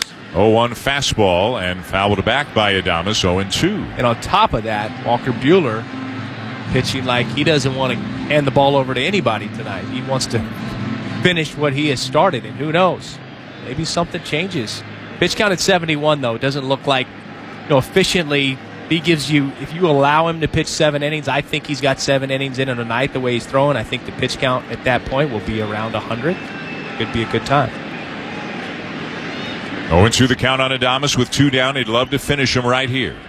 The kick and the pitch and a fastball at 99, but Adames got a piece of it and fouled it straight back. We do know the Dodgers have some pitchers that need some work. Haven't pitched since last weekend, whether it's Kenley Jansen, Brusdar Graterol. Hasn't thrown since, I think, Sunday. Yeah, it is a little tricky on the first day of 3 in a row, but it's a fine line. You don't want to use them too much, but then you don't want a little bit, rust to accrue, right? If you don't use them, but it's a bit of a tricky situation. Here's the 0-2 and a swing and a liner into left field. That's a base hit, and it'll get to the corner.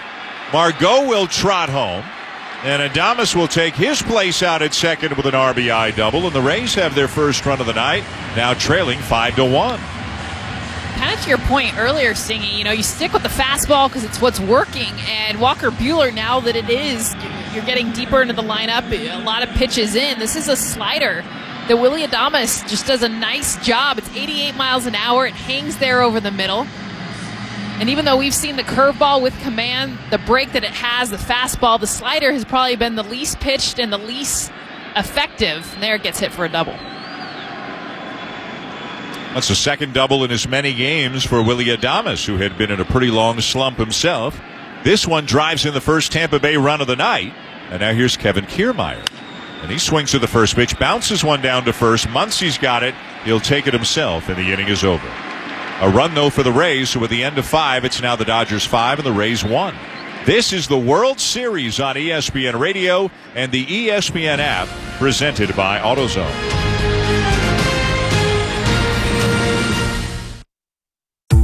Pros today have to do whatever the job calls for, and the Home Depot is here to help make that easier.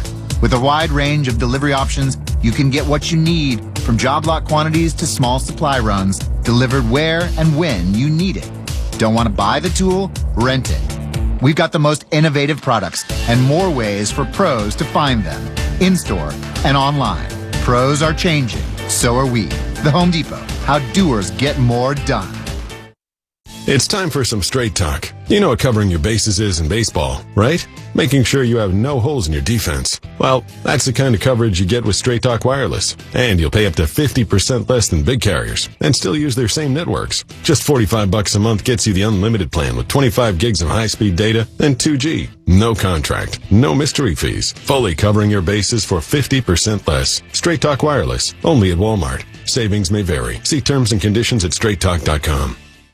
I left the military with a traumatic brain injury. I came home to fight depression, anxiety, and alcohol. As America's veterans face challenges, DAV is there. I'm Adam Greathouse, Army veteran. DAV helps veterans get the benefits they've earned. With DAV's help, I've built a new life for myself. With the right support, more veterans can reach victories, great and small. My victory is just experiencing life. Support more victories for veterans. Go to DAV.org. There's an underdog story happening today in America. Small businesses are fighting to make a comeback, but in the moment they have the least, they're giving the most. They're rallying communities and neighborhoods, yet asking for little in return. Well, it's time we gave back. Small Unites is making it simple for everyone to take action and support the small businesses that unite us all. Find out how you can donate, shop, and share today at smallunites.org. Let's be there for them. Mark Kestisher, Buster Olney in the studio through 5 innings. Game 3 of the World Series. Dodgers a 5-1 lead over the Rays as we pause 10 seconds for station identification. You're listening to the World Series on ESPN Radio and the ESPN app.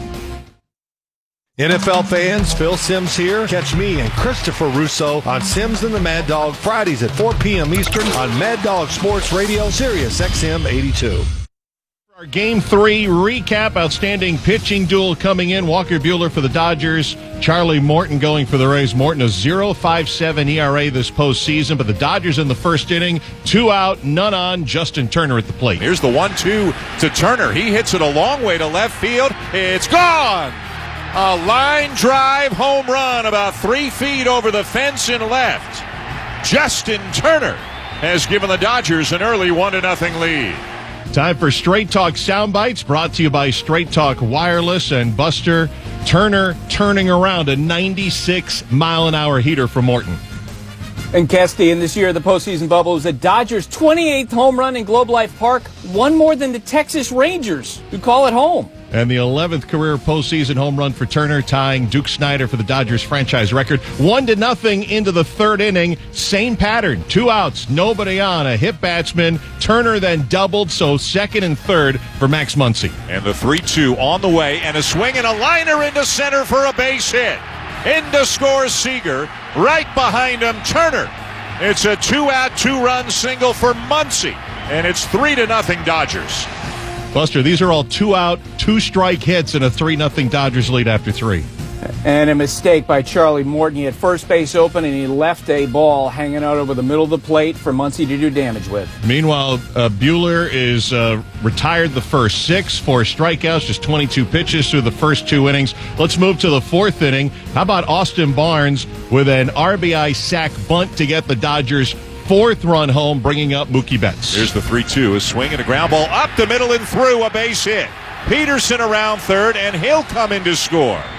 RBI single Mookie Betts, and the Dodgers are pouring it on right now, leading 5-0. Buster, not in Morton's day here in Game 3. No, think about this. Just a third sacrifice bunt for the entire postseason, and the first by a National League player. The other 2 were by Manny Margot and Martin Maldonado. And Morton with 4 1/3 innings. He was bounced in the 5th inning, 5 earned runs. Buster's second most earned runs in 12 postseason starts for Morton. He gave up 7 to the Yankees. That was 3 years ago in the ALCS round. Yeah, his stuff was just not as sharp as we've usually seen it in the postseason, Kesty. Straight Talk Wireless, no contract, no compromise. We go to the 6th inning. Dodgers 5 and the Rays 1 with Chris Singleton and Jessica Mendoza. Here's Dan Schulman. Buster, Kesty, thank you very much. As you said, 5-1 Dodgers going to the top of the 6th. Chris Taylor, Jock Peterson, and Austin Barnes will come up against John Curtis as they play down at Globe Life Field in Arlington, Texas, the first-year ballpark of the Rangers. Roof is closed tonight because the weather is less than ideal. It will be open unless they feel they need to close it. And tonight was a feel they need to close it kind of night. John Curtis on the mound for the Rays got 2 outs in the 5th inning after taking over for Charlie Morton. And now we'll face Chris Taylor, who has struck out in each of his 2 at-bats tonight. And the big right-hander deals, and he misses high with a fastball for ball 1. Yeah, and that's always a little bit of a challenge if you have inclement weather and the roof is open and that team hits, let's say, in the top of an inning. Right. 1-0, swing and a miss at a slider, 1-1. And the weather's changing and they decide we've got to close the roof. Because with it closed, right, I mean, it's not going to fly as well as with it open. That's what we've heard from everyone. Hey, with it open, the ball's flying pretty well. Early on, they had it closed some, and hitters were saying, man, this park is huge. So, if you're going to do it, you got to do it pregame, right? Yeah, that's right. 1-1 slider on the outside corner with the knees, 1-2. I felt like Randy Arozarena got a hold of that fastball enough to where he might have hit it out had the roof been open. I mean, he thought he got it. Even Walker Buehler was shaking his head as he walked off the mound. It ended up being a deep fly ball to Cody Bellinger. Yeah, early in the playoffs, everybody was talking about how you can't hit the ball out of that ballpark. 1-2, and a swing and a foul tip to get Taylor. Dan, since you're here, I feel like they used to do that to us at the Sky Dome, which is now the Rogers Center. When we'd come in, that they'd kind of mess around with the roof. Really? Are you accusing Canadians of doing something immoral? Absolutely not. Those are some good times, though. I always enjoyed playing up there. And that, I mean, I know that place is old as well, but outside of some of the renovations and things, I always thought it was a great atmosphere inside. And I mean, if you had to close the roof, you had to close the roof. So, but when it was open, there's a first pitch fastball for a strike to Jock Peterson. Nice sunny day, June, July, August, blue skies, the CN Tower. Not bad, right? Yeah. Not bad. I feel like I played there several, day when it was Canada Day, that we happened to be in town, and just all the festivities. Festive. Yeah, just a lot of fun. Yep. Yeah. Here's the 0-1, and a swing and a ball hit by Peterson a long, long way down the right field line, but he hit it foul. He knew it was foul. Second deck, easy home run distance, but he pulled it foul. Wow. 0-2 on Peterson. Peterson has grounded out, had a base hit and scored in the game tonight. Tell you one thing I really like about the ballpark is the height of the outfield wall. Yeah. At various points around the park. Get there in a sec. 0-2 is a swing and a ball popped up. Curtis, the pitcher, points straight up in the air. And it'll be Wendell, the third baseman, coming over. He was in the shift, had to come a ways over towards the third baseline, and he makes the catch. 2 down. For most of the outfield wall, it's 8 feet high. There's a small portion in right center where it's 10 feet high, and then by the bullpens it's only 6 feet high. But for the most part, it is 8 feet high, which in my opinion is the perfect height for an outfield fence to generate amazing home run saving catches by outfielders, which is exciting stuff. 2 down, here's Austin Barnes, and he'll take a breaking ball for a strike. Just ask Mookie Betts. Yeah. Cody Bellinger. Yeah. Christian Pache, who had one for the Braves, the NLCS. I mean, what's a more exciting play than an outfielder going up and robbing a guy of a home run? Slider for a strike, 0-2. And who really likes it is during batting practice, the pitchers who like to shag out there, and they have their little contests of shagging and robbing home runs. When you're playing at that level, it's like having the smaller hoop for the kids. Yeah. And they can dunk on it. Yeah. That's kind of how it is for the pitchers who can't typically jump real high. The 0-2, Barnes with a swing and a fly ball left center. He's hit it well, and it's gone. A home run for Austin Barnes, and it is 6-1 Dodgers. Takes one for the team. Last time up, sacrifice bunt, gets the run in. So many times when you square around the bunt and it's successful, that means you track the baseball to the bat, can really help you the next at bat coming up to slow things down, see the ball all the way to the bat, and he didn't miss a stitch on that. Hit 1 during the season. That's his first in the postseason, and the Dodgers once again are up by 5. He's in for his defense. Yes. How scary is that, though? I mean, Dave Roberts even telling us, we went with our less offensive lineups so that we could have Austin Barnes behind the plate. He's got a home run. He's got a few RBIs. Top of the order, Mookie Betts, and a check swing foul off 0-1. They don't have bad players. Everybody they have is a good player and just does different things. I mean, their talent is so impressive up and down the lineup. 2 down and the base is empty, and the 0-1 to Betts up high. Letter high fastball, 1-1. Betts tonight a ground out, a strikeout, and then an RBI single. Also stole a base. And again, it is clearly a Dodger crowd. It's not the noisiest ballpark because it's only 25% full, but about 90% of the 25% sound like they're rooting for the Dodgers. The set by Curtis, and the 1-1 on the way, and a fastball line back up the middle, a base hit. 4 outfielders again for the Rays, and nobody anywhere near the second base bag.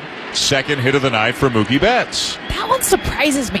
I mean, Mookie Betts, yeah, he'll hit the ball in the air, but I mean, he is someone that definitely can put it on the ground, has such great bat control to put the ball in play. So that one I get with the shift of the outfielders understanding percentage of fly balls, but with Betts, I don't see it. It feels, Singy, like they're doing it more in the World Series than they did the first couple of rounds or the last couple of rounds. Yeah, a lot of holes. I mean, we talked about this first couple games where Will Smith was up, and we're saying, hey, didn't you watch the championship series? Will Smith can hit that hole on the right side, but the Rays still committed to it. Here's Corey Seager with the runner going. Seager hits it in the air down the left field line, but a foul deep down into the corner but out of play. Lands on a staircase just up above the railing and in the seats. And that's the difference, I guess. I mean, we have this conversation a lot about the marriage between analytics and old school. We had a front row seat with Dusty Baker in the last series, and just kind of seeing that sort of where that intersection is. And it was refreshing to see some of the gut decisions that were made. And you just wonder at times, like, how much do you factor in this ball game tonight, the swings that this hitter's taking, beyond what we have the data previous, what does it look like tonight? Throw to first, diving back in as Betts. And then having, just sort of the courage, if you will, or confidence to say, I'm going to make an adjustment here. I'm going to move. I know in the outfield there are times where you're watching, you're looking at this guy's swing, you're seeing what your pitcher's doing, you're seeing how he's fouling off pitches, and you tell yourself, my unction says I need to move over a little bit. And you're kind of going by your gut, and you're having a feel for the game. And those are some of the things that I think we see players aren't allowed to think as much. The 0-1 with a runner going, pitch taken low, throw down, and they don't get him. Another stolen base for Mookie Betts, his second of the night and his fourth in the World Series. Taco Bell might have to rethink their sponsorship. I mean, historically, how many stolen bases are there? I mean, the last time I know Mookie Betts was since Babe Ruth actually walk and steal 2 bags when he did it back in Game 1. And he's got 2 stolen bases tonight. It's just so rare, Dan, and now to see it as much as Mookie's been doing it, it's cool to see. He's so good. He's just so good at every aspect of the game. Pitch is outside now to Seager, and it's 2 balls and a strike. And not only can he steal a base, but Singy, you know this, guys sometimes, and we've seen it with Trout. Trout stole 49 bases a few years ago. But as guys get older, there's wear and tear on your body, and they don't do it as much anymore. 2-1 is low, ball 3. Now, maybe Mookie's stepping it up a notch because it's the World Series and every base matters a little bit more, but he is still a willing base stealer. Yeah, there are other factors that come into it. I mean, there's so many times where over the course of a long season, a guy may have sort of an undisclosed little nagging injury that prevents him from, I'm not going to try to steal when I get over there. I'm going to look like I am. 3-1, fouled back by Seager, a full count. But I got to be cautious because, if I push this thing, I can play with it, but if I push it, it may set me back. So many times we don't know exactly, but I do agree with you, Dan. I think when you look at physically the difference, like Mookie Betts is thin, wiry, strong. It seems like, the body can handle more of that. Mike Trout's a little bulkier. Yeah. 3-2 inside of the belt, ball 4 to Seager, and the inning continues. Not just a little bulkier, but, he's thicker. Yeah. He's a thick man. Yep. And you think about just all of the force of every time he's hitting the ground and doing stuff. That's a lot. So I look at a little bit of the disparity between the way their bodies are and perhaps fair. Betts being able to do these kinds of things a little bit longer. But we all know Father Time, he's coming for everybody, right? So he's undefeated. Mookie Betts, it's going to taper off. And I guess that's why you could really think about Hall of Famer Tim Raines. what he did for so long in terms of the speed game. Well, Ricky Henderson, Tim Raines, Vince Coleman. I mean, it was a different era, a different time. But first and second, 2 down for Justin Turner, who takes down and away ball 1. Mookie Betts is the first player with 4 or more steals in a World Series since Jason Hayward for the Cubs in 2016. The record for most stolen bases in a World Series is 7, done by Lou Brock twice. As Turner lifts one in the air down the right field line, racing into foul territory. Margot, and he can't get there.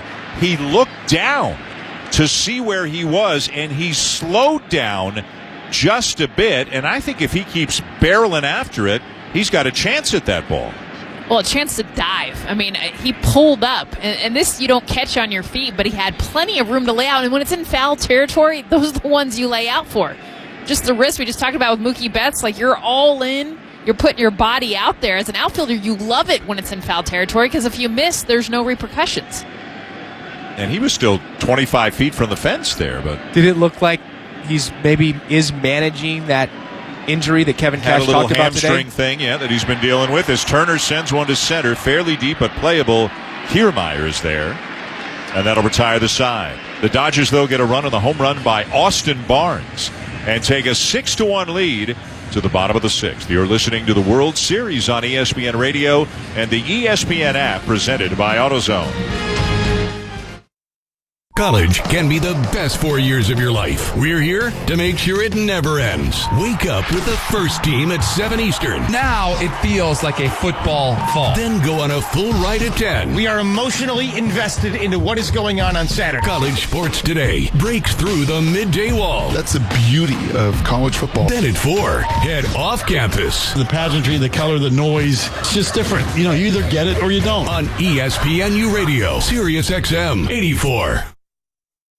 During the offseason, SiriusXM NBA Radio is your home for the latest news before it happens. Talk with Nick Nurse. Nate Bjorkgren has been with me a long time. He's going to be a finalist for the Pacer job, and he's a good one. And after. The Indiana Pacers, they hired Nate Bjorkgren, and the president, Kevin Pritchard, joins us. The thing about Nate is his enthusiasm really shines through very quickly. Hear about your team's next move on SiriusXM NBA Radio, Sirius 207, XM 86, or however you stream in the house. Gentlemen, touchdown! Titans! Hear every NFL game all season long on the Sirius XM app. Patrick Mahomes with Mahomes magic. Your hometown announcers bring you all the action. Snap, A-Rod fires the middle, down and grab, touchdown! And if you missed a big play, the game replay is available on the app the next day. Just type your team's name into the search bar and start streaming. Lamar Jackson, right up the middle. Take the excitement of the NFL wherever you go with the Sirius XM app. You need a space where you can come and get knowledge and a vision for tomorrow. That's what Urban View is. We encourage people to get educated on the issues. Because we're not just in a viral pandemic, we are in a racial pandemic. It impacts all of us. We're not promising you a cure, but we are promising to open your mind. That's how we empower our listeners to change our society. We're going to give you all of the goods. On Sirius XM. Urban View. Channel 126. Where talk empowers and becomes action. You're listening to the World Series on ESPN Radio and the ESPN app. Major League Baseball encourages fans to take an active role in their communities and to make a plan to vote this election season. Visit MLB.com/vote to learn more. Dan Shulman, Chris Singleton, Jessica Mendoza, Buster Olney. The Dodgers with a 6-1 lead going to the bottom of the 6th inning in Game 3 of the World Series. Walker Buehler is back on the mound. Mike Zunino is going to lead it off for Tampa Bay. Zunino, Austin Meadows, and Brandon Lau. Buehler through 5 has allowed a run on 2 hits, has walked 1 batter, and has struck out 7. First pitch to Zunino, a fastball in for a strike, and it's 0-1. That was the 75th pitch of the night thrown by Walker Buehler. Julio Urias will start tomorrow night for the Dodgers. He's been outstanding in the postseason so far. The 0-1 is fouled back, 0-2. And Jess, they'll use him as a starter tomorrow night, but the luxury Dave Roberts has had with Urias, he's used him as a starter, as a middle guy, as a closer. He's done everything for them. And how well he's done it. You look at the flip side of Dustin May, who's in a similar role, been used as a starter middle guy coming in the end, and has not had as much success. Yeah. Tony Gonsolin has struggled some as well. The 0-2 swing and a miss, and Zunino strikes out 8. And Urias has been great. And right now, Game 6, if it were to get that far, would be a bullpen game for the Dodgers. And who knows, Urias probably would not be in play, right, if he starts Game 4. They're going to need some innings from May and Gonsolin at some point. Especially Dustin May. I mean, Tony Gonsolin, I think, goes out there, he throws strikes, he might get hit. Dustin May's got the stuff to really dominate. And every time he takes the ball, that's the expectation. But as we mentioned, he's really struggled, especially with his command. Here's Austin Meadows, 0 for 2, and he takes high, ball 1. Let's bring Buster in. Yeah, Dan, the other day after that game, when Dave Roberts was asked about his Game 6 starter, one of the names that he didn't rule out was Alex Wood, the veteran left-hander who looks so good. And you do wonder, with Gonsolin... 1-0 right there for a strike, 1-1. With Gonsolin and May struggling as they have in recent rounds, if maybe that's an option Dave Roberts will get to. It's a fascinating discussion when you talk about bullpen games because some teams, some players seem better equipped than others to execute that. Curveball is outside, ball 2. A guy like Ryan Yarbrough, who we'll see in some sort of a role tomorrow night, he's done it a million times. Whatever they ask him to do, he's fine. Jay Happ wasn't so happy, it sounded like, when he was asked to come in after Davy Garcia. Gonsolin and May struggling, maybe a little bit out of their comfort zone. Pitch fouled off 2-2. That might be a little too soon for Yankee fans that are listening. Sorry. It's everywhere, right? Ooh, that kind of hit. I'm not even a Yankee fan, but that kind of hit me when I thought back to, oh gosh, Davy Garcia, short outing. Yeah. Jay Happ. Oh man, that's that conversation is still going strong in Yankees Nation. Here's the 2-2, and a swinging the ball lined into right field. That's a base hit for Meadows. Betts over to his left to cut it off. That'll be a 1-out single for Austin Meadows here in the 6th inning. Well, back-to-back at-bats for Austin Meadows where he hit the ball hard. Remember last time up that line drive, a stinger, the straightaway center field caught by Cody Bellinger. So, we talked about in this series, even though the Rays are down 5 runs and 6-1 in the bottom of the 6th, if they're going to have a chance to beat the Los Angeles Dodgers, the 2 guys at the top, normally Austin Meadows and Brandon Lau, are going to have to be productive. They're going to have to play like the All-Stars they were in 2019. Yeah, their dudes are going to have to be dudes at some point offensively, and Meadows and Lau are definitely 2 of them. Lau 2 homers last night, 2 strikeouts tonight, and just had a swing and a miss with a first pitch fastball from Buehler. It's 0-1. Doesn't look like Buehler has lost anything since the beginning of the night, really. And yes, there has been a little bit better contact, obviously. The velocity is still there. He is now starting his 3rd time through the order. He did with Meadows, who just had the base hit off him. 0-1, swing and a miss, 0-2. Almost the identical pitch in the identical spot in the identical looking swing there from Brandon Lau. And then it looks like Blake Trinan is up and throwing in the Dodgers bullpen. And that would, if that is indeed Trinan, that would suggest that Dave Roberts is not taking anything for granted. Can you confirm it? I think you're right. Pitch is high. 1 ball and 2 strikes. Yes, it is Blake Trinan, and Ryan Sheriff, a left-hander, is up in the Rays bullpen.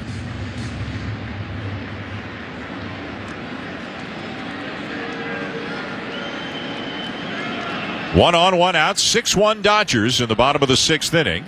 And the 1-2 down and in and caught on a bounce by Barnes. 2 balls, 2 strikes. Meadows not going anywhere. A high bounce. I mean, he had to kind of get up and be in that low squat, prepared to block with his glove down, recognizing quickly. And remember his Walker Buehler fastballs. Oh, and actually a knuckle curve at 83 with tons of spin. Barnes' athleticism and agility kind of reminds me of like a Kurt Suzuki. Just guys back there. Yeah. 2-2 and a swing and a foul tip. 9 strikeouts now for Walker Buehler. 2 down in the 6th. High fastball, nothing fancy. Here it is. Let's see if you can hit it. Got some old school in him, doesn't he? Just the way he goes after people. Yep. And can do it. And I'm sure, I can't imagine that he doesn't try to watch every one of Garrett Cole's starts. Now first pitch slider with the knees, a strike to Randy Arozarena. when you're talking about profile, and obviously Garrett Cole further down the road than Walker Buehler, but can really see some similarities in terms of what they're able to do with their fastball, throw it where they want to, excellent command, and really just pitch inside the zone with it. The 0-1 down low, a ball and a strike. Remember, if this series goes 7, in all likelihood, tonight's starters would be the Game 7 starters. But I don't think either manager, even though Morton didn't do well tonight, I don't think either manager would be concerned about that at all. I think they would both be thrilled with the guys they would send out there for a Game 7. The 1-1 is swinging a foul off 1-2. Buehler hasn't been around all that long, but because the Dodgers just have been in the playoffs so much, this is already his 11th postseason starts. It's incredible. How young he is. Yeah. Remember missing that first year Tommy John surgery right after he was drafted, which is part of the reason he was drafted lower. Kind of brought a little more chip to the shoulder that had a lot of chip on it. Yeah. The 1-2 to Arozarena and a slider outside. 2 balls and 2 strikes. You really look at the success of the organization and the fact that, year after year, they're in the playoffs. And guys like Cody Bellinger, the number of at-bats, Corey Seager, like they've had in the postseason. Totally. Haven't even. I mean, they're into arbitration years, but not even still. You're not even hitting free agency yet. 2-2, chop foul, third base side. Will be an interesting year though for some of the names like a Justin Turner. Everyone assumes he'll still stay a Dodger. We were talking about. I was asking about Kike Hernandez, who I feel like has been such a key role player for them, free agent after this year. I mean, why wouldn't you want to stay there unless, somebody else gave you a crazy offer somewhere else? I was going to say, there's a money thing. Yeah. But that'd be an insult knowing how much the Dodgers have. 2-2, swing and a miss. Got him with a curveball. And that is 10 strikeouts through 6 terrific innings for Walker Buehler. End of 6, and the Dodgers lead the Rays by a score of 6-1. This is the World Series on ESPN Radio and the ESPN app, presented by AutoZone.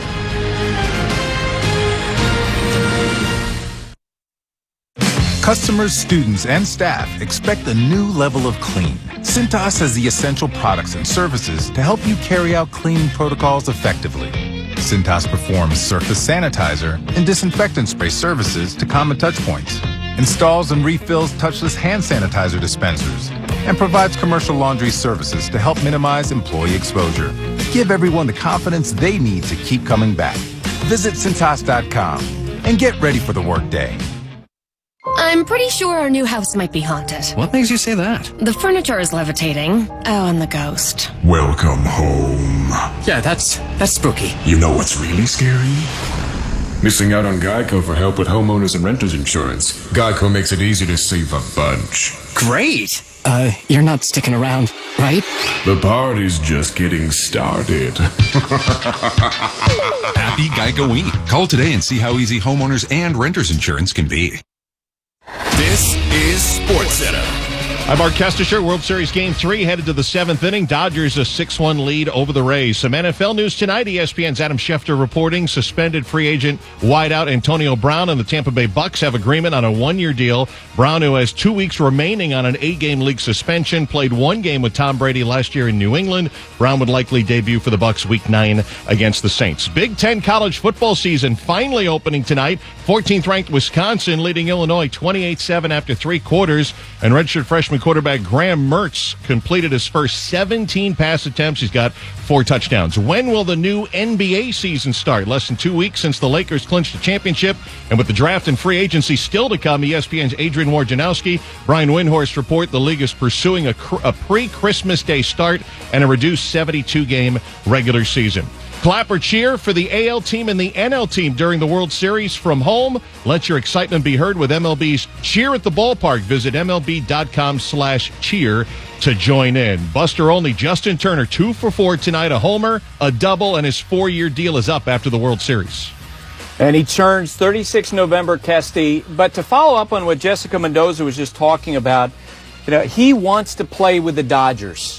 And he's someone who sought out the Dodgers the last time he was a free agent. You do wonder if moving forward, he's going to be like CeCe Sabathia was with the Yankees, Chase Utley was at the end of his career with the Dodgers.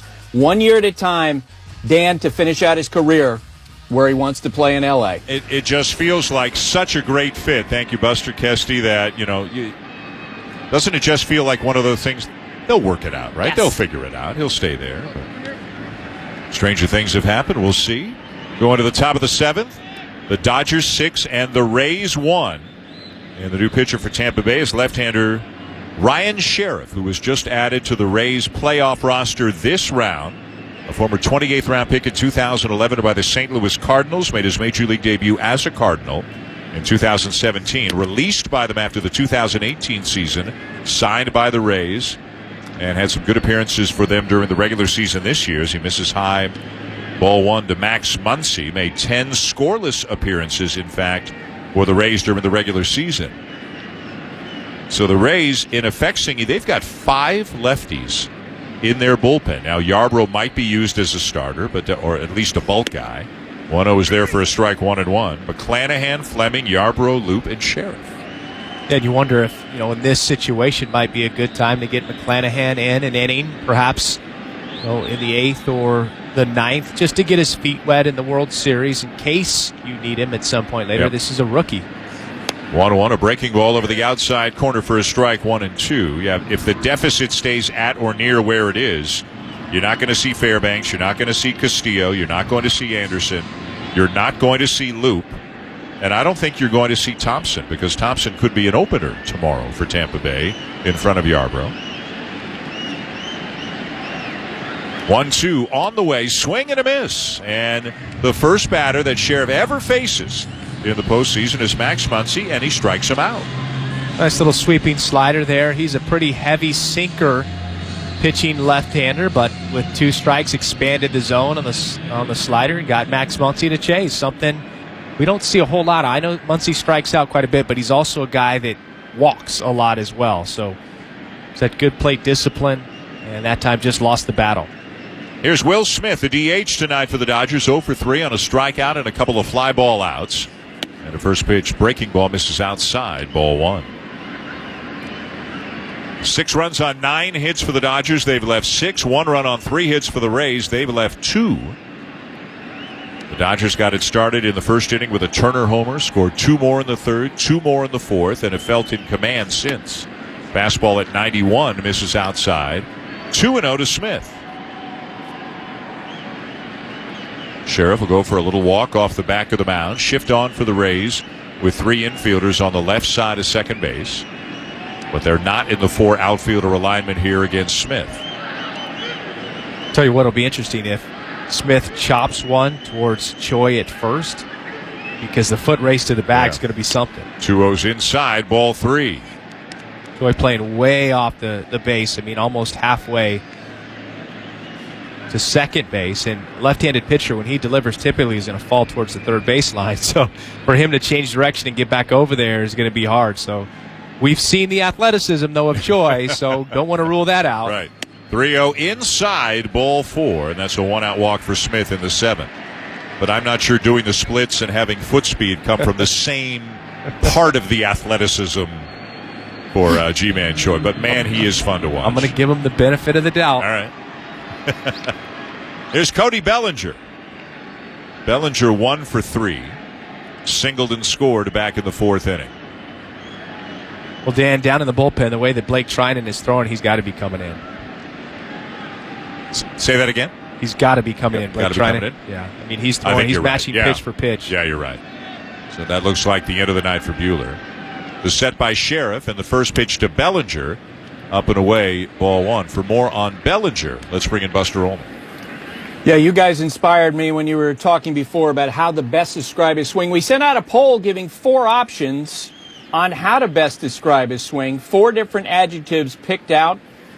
One of them is violent. 1-0 the count. Sheriff sets. And the pitch to Bellinger. He'll take it for his strike, 1-1. Dan, the other 3, vicious, barbarous, and savage. And we got a ton of response, over 4,000 votes. Wow. Violent at 32%, savage 31.1%, vicious, barbarous following those. Use barbarous in a sentence. His swing is barbarous. Yes, you go. Which one do you guys like best of those four? Here's the 1-1 to Bellinger. Swing and a miss, 1-2. Violent. I'd say it's a violent swing. Yeah. That's where I'm resting on that one. See, I think, and all of those I think sound so familiar, like they're in that same. I like more torque because I think about what he does with his lower half, upper half, even like rubber band. Yeah. I mean, just to go in a different direction. Should have talked to Buster before he put out the poll. 6-1 Dodgers, top 7. And the 1-2 pitch on the way. And a swing and a weak ground ball hit towards second. Lau the backhanded flip to Adames, and they'll force the lead runner Smith. Bellinger reaching on the fielder's choice. Ball not hit very hard, but because the runner had to kind of pause so that he didn't get hit by the ball, it worked out that Lau had enough time to flip it to second and keep a runner out of scoring position. It seems like the game is in hand by the Dodgers, but if you're the Rays, you're still fighting and you're battling, and you understand we've got to hold them right where they are. So keep those guys further away from home plate and way to get that out. So Bellinger at first, 2 down, and now here's Chris Taylor, 0 for 3 on 3 strikeouts tonight. And we get a shot of Walker Buehler now with a hoodie on, sitting in the dugout, so he is unquestionably done. He's just sitting watching the game. Never broke a sweat tonight. He really didn't. It's incredible. It's play catch. First pitch to Taylor, bounced foul up the third baseline, 0-1. So they'll bring Trinan in for the 7th inning, and we'll see how it goes after that. Remember, 3 games in a row now, tonight, tomorrow night, and Sunday night.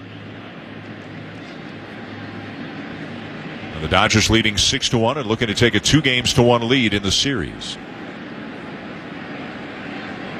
Taylor, right-handed batter, slightly open stance.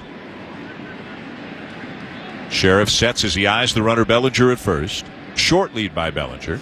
Not going, and Taylor fouls one off to the right, and it's 0-2.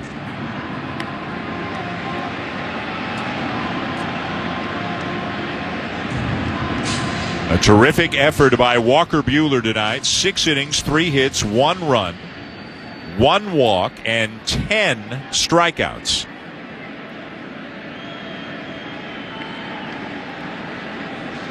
Well, they got some talented players, guys who are maybe still not even in their prime yet.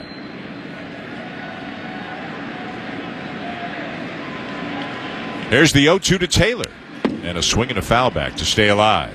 Danny, I keep looking down at the Dodgers pen, and just to see Trinan up and ready, I love the fact that Dave Roberts is not playing around. Like he is not going to. They're up 5 runs here in the 7th inning, and he is trying to put his foot on the gas and make sure that you don't breathe any oxygen into a Rays team. He has respect for him, obviously, after tying up the series in Game 2, but not going to mess around with it. Doesn't want to have people in L.A. saying, fire Dave Roberts this round, I'm sure. 0-2 pitch, up and away. But wants that trophy. But I think part of it, too, is what you said earlier. He's got to get guys in this game. And I think there's a combination. Like, if he knew, okay, this is the 3rd day of 3 straight games, and he needs to get, I don't know if he pushes the envelope a little more. But he told us pregame, Kenley Jansen needs to get in this game no matter what. You talked about Blake Trinan trying to get in this game. Brusdar Graterol. I mean, there's guys that he wants in, and I think that makes the decision a lot easier. 1-2 pitch. And a little swing and a short liner. Was it caught? Yes. Caught on the fly by Lau out at second on the little soft liner to retire Taylor and retire the side. Blake Trinan is indeed coming in. Bottom of the 7th. The Dodgers leading 6-1. This is the World Series on ESPN Radio and the ESPN app presented by AutoZone.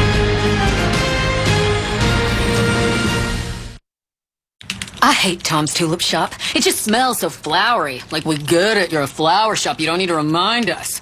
No matter how hard you work for your small business, online reviewers will find something to complain about. I needed a fake plant. They don't sell fake plants. Thanks for nothing, Tom. And while Progressive can't save you from these trolls, we can help you save money on commercial, auto, and business insurance. Then he says, have a great day. I'll decide what kind of day to have. Get a quote online today at progressivecommercial.com. Progressive Casualty Insurance Company, affiliated and third-party insurers. At Navy Federal Credit Union, our arms are wide open to the Army, Navy, Air Force, Marine Corps, Coast Guard, Space Force, and the DoD. All are welcome to join, whether you're active duty, a veteran, or if you have family who have served. We've always got your 6. That's why members earn and save $361 more per year by banking with us. Navy Federal Credit Union. Our members are the mission. Insured by NCUA. Visit NavyFederal.org. Dollar value based on 2019 study by Navy Federal. The great thing about facts, they're proven. Like the fact that crude oil contains impurities. Or that base oil made from natural gas is 99.5% free of impurities. And the fact that Pennzoil is the first synthetic motor oil made from natural gas, not crude oil. It gives you unbeatable engine protection. The proof is in the Pennzoil. Based on Sequence 4A wear test using SAE 5W30. Ask for it at Advanced Auto Parts and participating CarQuest locations. At CDW, we get that even the biggest jobs need to fit on your lap. It's true. My entire workday happens right here on my lap. And you can get it done faster with the performance and security of a device configured by CDW and powered by 10th Gen Intel Core V Pro processors. Nice. Are you done yet, Mommy? More time for story time. An even better use of your lap. IT orchestration by CDW. People who get it. Find out more at cdw.com/IntelBeGreat.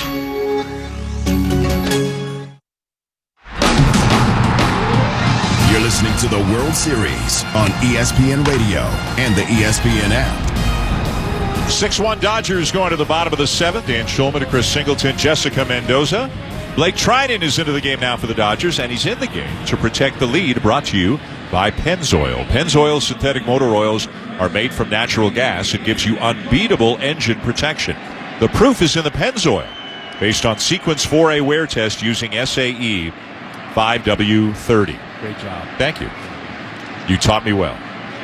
First appearance in the World Series for Blake Trinan. He's made 7 prior playoff appearances this year in the first 3 rounds. 4 earned runs in 7 2/3 innings. Trinan, a real veteran, 32 years of age, from Wichita, Kansas, has been with the Nationals, the A's, and the Dodgers. Had 38 saves a couple of years ago for Oakland. Had an incredible year 2 years ago. Swing and a miss by G-Man Choi. And it's 0-1. 38 saves, an 0.78 ERA, 46 hits in 80 innings. I mean, just an unbelievable year. This year had a 3.86 ERA in 27 appearances, covering 25 2/3 innings. He'll face Choi, Margot, and Wendell, the middle third of the Rays lineup. The set by the right-hander, the kick, and the 0-1 on the way, and it's up high to Choi, a ball and a strike. So we were talking during the break. Will Dave Roberts just roll out Trinan, Gratterall, Jansen? If it stays a 5-run game, we haven't seen any of the 3. Are we going to see all 3 here tonight? I think no. I think Jansen for sure. If it stays a 5-run lead, I don't think Gratterall comes in. 1-1, swinging a ground ball to the right side, and the second baseman Taylor from shallow right will throw out Choi, 1 down. Sorry, the biggest reason, finishing that thought, is just that it's the first of 3 games in a row. And so you have your 3 biggest guys in Gratterall, Jansen, who's now up in the bullpen moving around. So wait. Gratterall as well. That's what I was going to say. I'm going to say yes because I'm looking at the bullpen camera. Jansen's up. He's throwing. That's why you want to get in. Brusdar, Gratterall, he's down there stretching and throwing. So I was going to make my bet as soon as she finished. No, I got him coming in. Let's do it for dinner tomorrow. And just cover the camera. She saw. She looked up and she saw it, and I was like, oh man. Let's put some money on it. There's Manuel Margot, and a fastball at 98 with some 2-seam movement on it is in there for a strike. 0-1. So again, you don't want your guys to get too rusty. They haven't pitched in several days, but you don't want to use any of them too much. You want them all available tomorrow. So in a perfect world, you use them all, but they all only throw like 12 or 14 pitches in their inning. And the other thing we have to remember, I mean, with all due respect to the Rays, they're not the Yankees offense. Right. It's not. 0-1 to Margot. Bouncer foul up the third baseline, 0-2. It's not as critical if they do get a peek and look as you would be concerned about some of those guys, whether a Judge, a LeMahieu, a Stanton, a Voit, that you'd be looking at the Yankees. And it is what it is. But I agree with you. And I think there are times, too, we have to remember that you have to go to your strengths and you have to trust that your guys can execute. The 0-2. And a changeup, it looked like, fouled off there by Margot to stay alive. Still no balls and 2 strikes. Maybe a slider. A slider down low, and it's 0-2 on Margot. 6-1 Dodgers bottom 7. You know, there are a lot of people over the years, though, managers who have said you worry too much about winning tomorrow, you might lose today. So you want to make sure that you lock up this one first. The 0-2, did he go? Check the swing. Finally, the appeal down to first, no swing. 1 ball, 2 strikes on Margot. So the big 3 of the Dodgers, Trinan, Gratterall, Jansen, those would be the top 3 guys, don't you think, out of the bullpen right now? Yes. And the big 3 for the Rays, Fairbanks, Castillo, Anderson, in whatever order. They don't figure to be in play tonight. Ryan Thompson is up now for Tampa Bay as a fastball runs in, almost hits Margot. 2-2. Wasn't sure we would see Thompson tonight, thinking he might open tomorrow, but he might open tomorrow, even if he pitches tonight. Light load. Yeah. Come in, maybe throw 14 pitches tonight. Yep. Go back out there tomorrow, throw 20. See how Yarbrough gets used. All of a sudden, if you're a Rays fan, you're looking at a 2-1 deficit. Here's the 2-2, swing and a miss, in and out of the mid of Barnes. He picks it up and applies the tag to Margot, 2 down. And Rays fans, they got a lot of confidence in Ryan Yarbrough, but if they're facing a 2-1 deficit, there'll be some nerves for Rays fans tonight, knowing that, hey, if they don't win this quote-unquote bullpen game tomorrow, and it kind of is, kind of isn't for the Rays. I mean, tomorrow every game's so big, but you know they're looking at a tense situation right now if they lose this game tonight. Well, the Dodgers, it might not be a bullpen game, but it's definitely you're going against bullpen to bullpen more than any other. 2 down and nobody on it. A pitch just low. Ball 1 to Joey Wendell. And I would bank on the Rays bullpen over the Dodgers in any game. I guess the big question is how much of the quote-unquote bullpen will the Dodgers need? With Urias starting the game, he may be able to give them 5 innings tomorrow, which kind of makes it a normal game. Yep. 1-0, chopped up the right side, but foul. 1-1. That ball might have come down and hit Wendell's foot before it bounced up the first baseline. Urias has just done a great job in the postseason for the Dodgers. You know, still just 24. Feels like he's been around forever because he got to the majors when he was 19. So many comparisons, too, to him and Fernando Valenzuela, just both from the left side, same hometown in Mexico, small town, by the way, for them to come from a similar area. 1-1 is high to Wendell, ball 2. Brought up in their teen years, ton of pressure. And doesn't seem to care. I'll start, I'll open, I'll bulk, I'll close, whatever you need, Skip.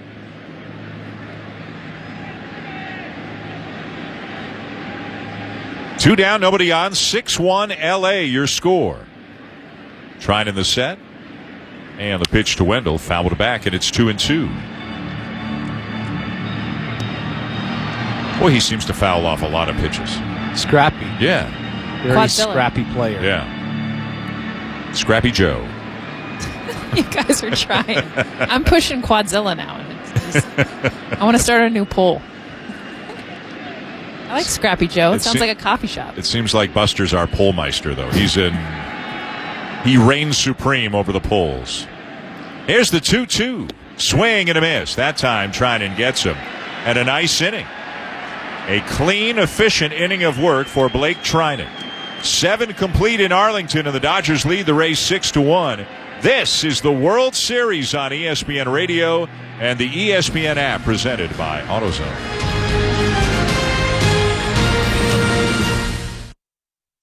Today, everyone is expecting you to maintain a new level of clean, from customers and employees to students and staff. Cintas has the essential products and services to help you carry out cleaning protocols effectively. We'll keep you well stocked with cleaning supplies, professionally laundered uniforms, and other essentials like face masks, hand sanitizer, and thermometers. Give everyone the confidence they need to keep coming back. Visit Cintas.com and get ready for the workday.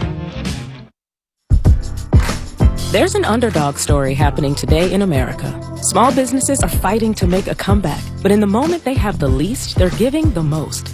They're rallying communities and neighborhoods, yet asking for little in return. Well, it's time we gave back. Small Unites is making it simple for everyone to take action and support the small businesses that unite us all. Find out how you can donate, shop, and share today at smallunites.org.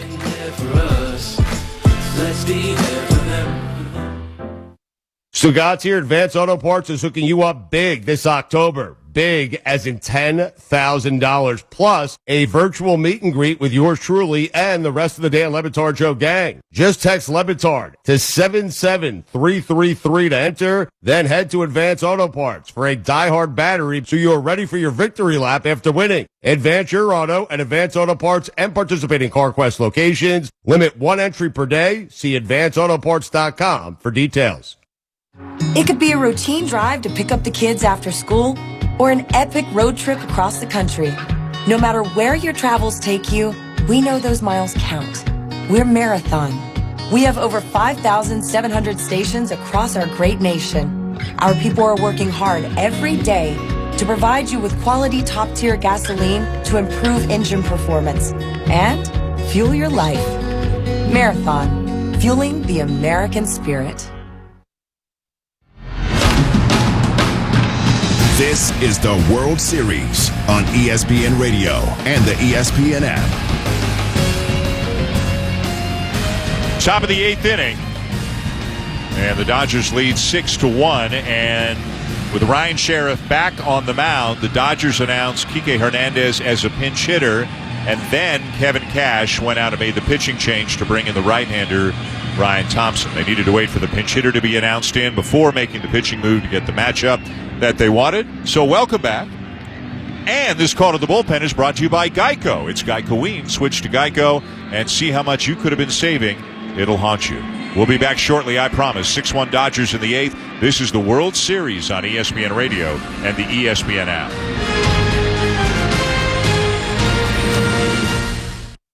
I'm Dr. Baker, an ER physician. If you're having leg pain, swelling, or redness, but haven't talked to your doctor yet, don't wait.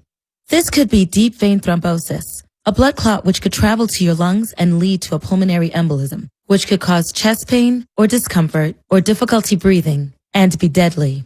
Your symptoms could mean something serious, so don't wait. Talk to a doctor right away, by phone, online, or in person. Brought to you by Bristol-Myers Squibb and Pfizer. Fall is in the air. Fall projects are on the list, and the Home Depot is ready with more ways than ever to help. Use our mobile app to search, shop, and save. Choose flexible delivery options that bring everything you need right to your door. And if you need tools for a project, but not forever, you can rent them. You won't find a better toolbox anywhere else. Take on fall and fall projects now at the Home Depot. How doers get more done. Mark Kestisher, Buster Olney with you in the studio. Rise and Grind with Keyshawn, Jay, Will, and Zubin every weekday morning from 6 to 10 a.m. Eastern on ESPN Radio and ESPN News. While we have a pitching change here in the 8th inning and the Dodgers leading the Rays 6-1. Buster, your comments on Rob Manfred, the commissioner of baseball, on the Dan Patrick Show earlier today, talking about potentially limiting shifts in the future. Yeah, the quotes from Rob Manfred. A lot of people feel that the extreme shifting that you're talking about has changed the game in ways that are not positive. And I can confirm from talking to my sources over the last year that a phrase that's been talked about a lot, spikes in the dirt. They're going to want infielders to stay on the infield dirt, not be in the outfield. Dan, it'll be interesting to see if there's a follow-up from the competition committee. Very much so. I think a lot of things are going to be on the table. Everybody's got opinions. Where do you guys fall? Ban the shift? Allow the shift? I like the shift to an extent. I could go with something, hey, you can shift or pull, but you've got to stay on the dirt. Maybe that's a compromise instead of being able to, throw an extra person in the outfield or what have you. But I mean, I think they can create some sort of latitude without totally taking it away and find a little happy medium between the two. I love the shift. I think they should keep it. They want to do rule changes, focus on 7-inning double hitters. I love the runner at second with extra innings. I feel like there's so many more rule changes to actually just keep the game going and not the strategy that I feel like is just a part of the game evolving. Stick with those and keep the other ones to help with the time to get it evolving even more. There will be so many arguments about these kinds of things in the offseason amongst fans and amongst people who actually make the decisions. But, this crazy 2020 season has put a lot of things out there that were never considered before. Some of them are going to stick. Ryan Thompson is on to pitch now for Tampa Bay, the side-arming right-hander. Kike Hernandez is the batter for the Dodgers, and he looks at a first pitch strike. Thompson, a tough look for a righty. Maybe even a little lower than sidearm. Would you say more submarine than sidearm? Let me take another one. 0-1 on Hernandez, who is pinch hitting for Jock Peterson. He was announced as a pinch hitter, then the pitching move was made. Thompson sets, and the 0-1 slider, and it catches the outside corner up at the belt. 0-2. I think he's more sidearm than he is submarine. I remember Chad Bradford. You probably do as well. Yes. He was down there. I mean, almost scraping the dirt. Thompson gets to a point where he looks like he's going to go down, but it still is coming from the side. Yeah, Chad Bradford, I don't know how he could, without falling over, I don't know how he pitched. And he did it for several years. 0-2 and a swing and a miss. Thompson against Hernandez on another slider. 1 down. But you know what? Some guys will come over the top for years and it's just not working for them. And they drop down and they get deception and they get more movement and they're big leaguers. They figure it out. Here's Austin Barnes. He's had a good night in addition to doing some good work behind the plate. He is 1 for 2, struck out his first time up. Then he had a squeeze that brought home a run. And then he hit a home run. So he's played small ball and big ball tonight as he takes inside ball 1.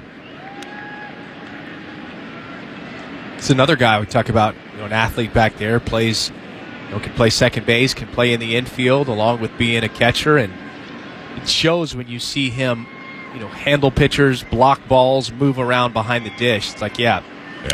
1-0, bouncer back to the mound, reaching out. Thompson with a nice play and an overhand toss to first. 2 down. I mean, Barnes' athleticism, and I want to hear what you guys think, but name a couple. For me, Barnes, JT Realmuto is a guy that I think you could give him a glove and put him at third base, maybe even short. I mean, he's an incredible athlete, JT Realmuto. I mean, he can steal bases. He's really good back there. Barnes, anyone else? We were impressed by Kyle Higashioka, the job that he did behind the plate. Yeah. Right? You want to go back a bit or keep it current? Fairly current, but I mean, if you got a good reach back, I got one. Let's hear one. Austin Nola, the Padres. Yeah, he can play. He was an infielder. Another one there that. You go. Yep. I'm like raising my hand. That's a good one. Yeah. Student in the front row, nerd over here. Ms. Mendoza. 2 down. Here's Mookie Betts. First pitch swinging, ground ball to short. Willie Adames up with it. And another wide throw. Choi jumps again, catches it in the air, and sweeps a tag around on Betts before he comes down. Another great play by G-Man Choi. He's made 3 tremendous plays at first base tonight. It's like a superhero over there. He really is. He might be my favorite player. He's everybody's favorite player. We all love G-Man Choi. To the bottom of the 8th, 6-1 the Dodgers lead. This is the World Series on ESPN Radio and the ESPN app, presented by AutoZone.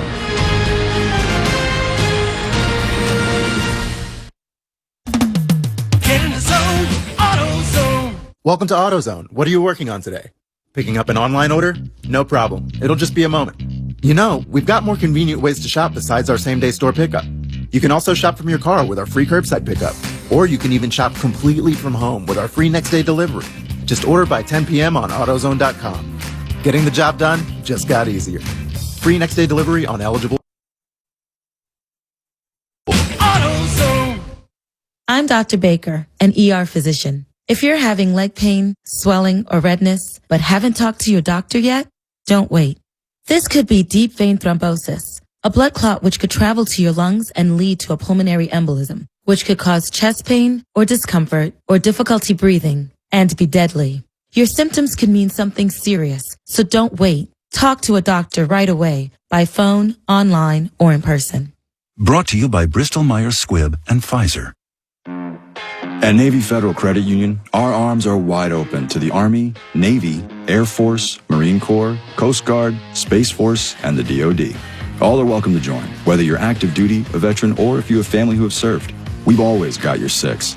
That's why members earn and save $361 more per year by banking with us. Navy Federal Credit Union. Our members are the mission. Insured by NCUA. Visit NavyFederal.org. Dollar value based on 2019 study by Navy Federal. My husband, Alex Hussey, was hit by an IED in Afghanistan. I was playing man in foot patrol and I stepped on the bomb. Lost my legs and left hand in an explosion. DAV helps veterans of every generation to get the benefits they've earned. To see Alex learning to snow ski, that's life-changing. With the right support, more veterans can reach victories great and small. This has meant so much. Thank you, DAV. Support more victories for veterans. Go to DAV.org. You're listening to the World Series on ESPN Radio and the ESPN app. Bottom of the 8th inning, Dan Shulman and Chris Singleton, Jessica Mendoza, Buster Olney. The Dodgers lead the race 6-1 in Game 3 of the World Series, and we have some changes for the Dodgers. Kike Hernandez remains in the game at second base. Chris Taylor moves from second to left, so the usual situation for the Dodgers in when a lefty comes into the game and they bring Kike in to pinch hit for Peterson. And the new pitcher for the Dodgers is right-hander Brusdar Graterol, whom they picked up from the Twins in an off-season deal for Kenta Maeda at a 3.09 ERA in 23 appearances. Walked 3, struck out 13, throws 100. Sorry, threw that one 101. First pitch to Adames is 101 in for a strike. And he has had some very good moments in the playoffs. He had one rough outing in a game against Atlanta. There's a swing and a ball chopped back to the mound, and a leaping Graterol comes down with it. And an underhand toss onto Muncy for the out, one down. And this is how much the game has evolved. You just said, Graterol throws 100, ho hum. Whereas, 10 years ago, throws 100. It would be like, can you believe it? Now it's like, yeah, he's 100. One of those guys. Yeah. We were talking last round, Jess. I went back and looked at the box scores just of the playoff games that I've called. 9 different guys threw 100. Have thrown 100 in games I've called this year. Swing and a miss now by Kiermaier at 102, 0-1. And he's throwing 102 now. It's not even 100 anymore. I mean, you remember when Chapman was coming in? Yeah. And 0-1, and it's high, a ball and a strike. he was like the phenom that could just consistently not just hit 100, but go 101, 102. And now it's like, okay, are you hitting 100 or are you over 100 consistently? Yeah. And people are still fascinated by velocity in the radar gun. There's a slider to Kiermaier, and he hits it in the air to right center field. It is playable, and it is Bellinger, the center fielder, standing side by side with the Betts as Bellinger makes the catch, 2 down. And on that timeline that Jess is talking about where Aroldis Chapman's like, wow, flamethrower, it seemed like the next guy to sort of evolve that was in that territory was Jordan Hicks. Yeah. Reliever for the St. Louis Cardinals. Yes. It's like, oh, wow, there's somebody else that throws 100 plus. But that was pretty much it seemed like. You weren't hearing it around the league as widespread as it is now. What are they eating? I don't know.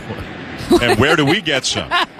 Here's Yoshi Tsutsugo to pinch hit for Mike Zunino.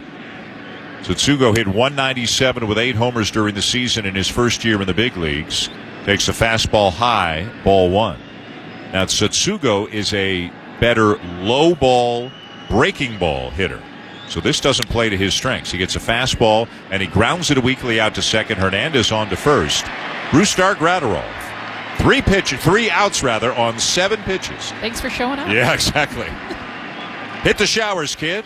End of 8. The Dodgers 6 and the Rays 1. You're listening to the World Series on ESPN Radio and the ESPN app, presented by AutoZone.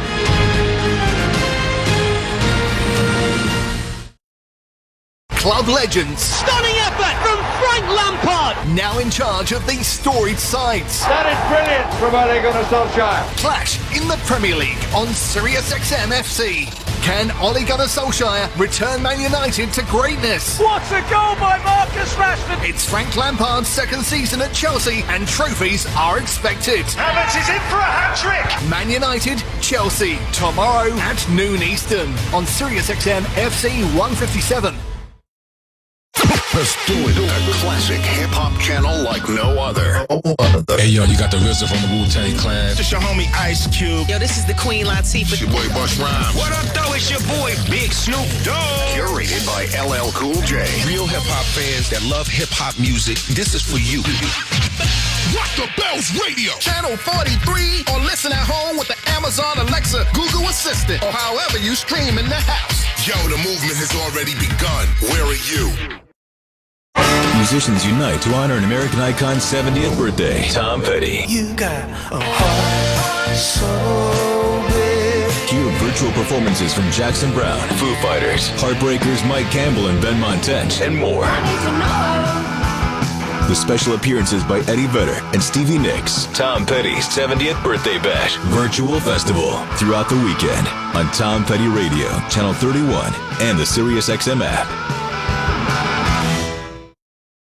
This past year has been a roller coaster. It either gives us incredible anxiety, incredible joy, a mixture of both. ESPNU Radio is here to make sure that ride is as enjoyable as possible. I'm celebrating every week. I'm celebrating the fact kids are getting a chance to play. Touchdown! Yes! Escape the daily grind with the joy of college sports with the top names from the field to the hardwood. We've got Coach O here. Coach K is with us. From downtown, the right stuff. ESPNU Radio, SiriusXM 84. World Series on ESPN Radio and the ESPN app. Let's pause 10 seconds for station identification. You're listening to the World Series on ESPN Radio and the ESPN app, presented by AutoZone. We're talking baseball all day long on MLB Network Radio, Sirius 209 XM 89. Along with Chris Singleton and Jessica Mendoza, I am Dan Schulman. It is 6-1 Dodgers top 9, and we got some changes as Michael Perez stays in the game to catch after Mike Zunino was lifted for a pinch hitter with a new pitcher for Tampa Bay is rookie left-hander Shane McClanahan. A hard-throwing lefty. First batter he faces is Corey Seager, and he fouls back a slider 0-1. McClanahan, a real rarity in that the first time he ever pitched in a major league game was in the playoffs. He has yet to ever appear in the regular season. Here's the 0-1 on the way. Slider down and away, a ball and a strike. How about this, though? The aggressiveness of Corey Seager. Left-hander comes in the game you've never faced before in an 0-0 breaking ball. Yeah. He's taking a hack and fouling on. There's the 1-1. Fastball, swinging a foul back, 1-2. 98 there from McClanahan. He's our kind of hitter, Cindy. Easy 98. Swing. If you can reach it, swing. How about Michael Perez getting a little World Series action? Yeah, Kevin Cash getting some of his guys in, too. Never know when you might need him. Slider up high. 2-2 now on Seager, who will be followed by Turner and Muncy. Got Ryan Sheriff in there. McClanahan in there. Perez behind the plate. Got Satsugo and at bat. 2-2 and a slider fouled back. Another big cut there by Seager. Tough postseason for Michael Perez. Had a really nice game. He was in defensively, hit an opposite field home run against the Yankees in the division series, and never started again. Yeah. Sit on that, buddy. Yeah. Had an RBI single, too, I think, in the same game. 2-2, fastball at 100. Add him to the list, and Seager fouls it back. In all likelihood, a future starting pitcher. I think that's what they have in the plans for McClanahan, but a power lefty they're using out of the pen in the postseason. Tampa Bay carrying 13 pitchers, the Dodgers 15. The 2-2 and a fastball just low at 101. And it's a full count.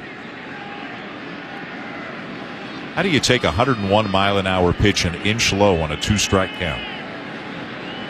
Here's the 3-2 slider fouled back by Seager. How about that? 3-2 slider from the young man. Instead of challenging with the fastball, trusts that, hey, I can throw this in the zone enough where it's a called strike or it's a swing and a miss strike or weak contact. 3-2 on the way. Fastball at 100, fouled back. Kenley Jansen is up in the bullpen for the Dodgers, so he's going to get the 9th. And it really couldn't be going any better right now for Dave Roberts, the way that this one has turned out. Walker Buehler was outstanding through 6. He wanted to get his big guys out of the bullpen in. They hadn't pitched in about a week. Treinen had a great inning. Here's the 3-2, and Seager sends a fastball softly into shallow left field, just beyond the reach of the shortstop Adames, and he wins the battle. He's got a base hit. Treinen worked an inning through 14 pitches. Gratterall worked an inning through only 7 pitches, and now Jansen will be coming on for the 9th. So they're getting their work in, but if Jansen is efficient as well, they all should be fresh for Game 4 if they're needed. Here's Justin Turner, 2 for 4, a home run, a double, also a strikeout and a flyout. The Dodgers are up 6-1 in the top of the 9th inning. And really since the middle innings, it's felt like a comfortable lead. Fastball inside at 99. Ball 1. I'm still just marveling a little bit over that Corey Seager at bat. I mean, really unbelievable that he's just fouling off 100 miles per hour at will. And with that, still able to get a piece of the breaking ball to foul that off and keep the at-bat alive. And finally, with 2 strikes, fights one off for a base hit. I mean, that's lefty power. 1-0 swing and a miss, a ball and a strike. It's one thing for a hitter. You've got an opposite, side thrower that comes in, velocity. You feel like I can see the ball a little bit better, maybe a tiny bit longer. But when you're a left-handed hitter and it's coming from the left side and you've never faced the guy before, right. I'm just saying Corey Seager's out of this world. Yeah. 1-1. Fastball swing and a miss, 1-2. He kind of, with all the injuries he had, remember in 2018 had hip surgery and elbow surgery, right? The same year. Yeah. And barely played. And then for a while, that whole conversation about all the great young shortstops, he kind of fell out of the conversation a little bit because he wasn't healthy. He is firmly entrenched back in the conversation again as one of the great young shortstops of the game. 1-2 is high. 2 balls and 2 strikes. And I remember, in spring training before he was a big leaguer, when he was right on the cusp, and all the talk was he's going to end up being a third baseman. He's too big, body's too big, he doesn't move as well. It'll probably be short-lived at shortstop. But I think having this guy right here, Justin Turner, as he fouls one back to stay alive, that's helped a lot as well, because let's say if you didn't have a Justin Turner and there was a shortstop out on the free agent market that you wanted to get, then maybe that would have moved Corey Seager to third base early in his career. Who knows? I mean, Justin Turner leaves, maybe they do something if the market's right. Seager also took it personal. Like, I remember him in interviews talking about how much his focus, because a lot of times you're just focused on hitting. Like, they'll find a spot for you if you can hit, but he took that personal and got after it defensively.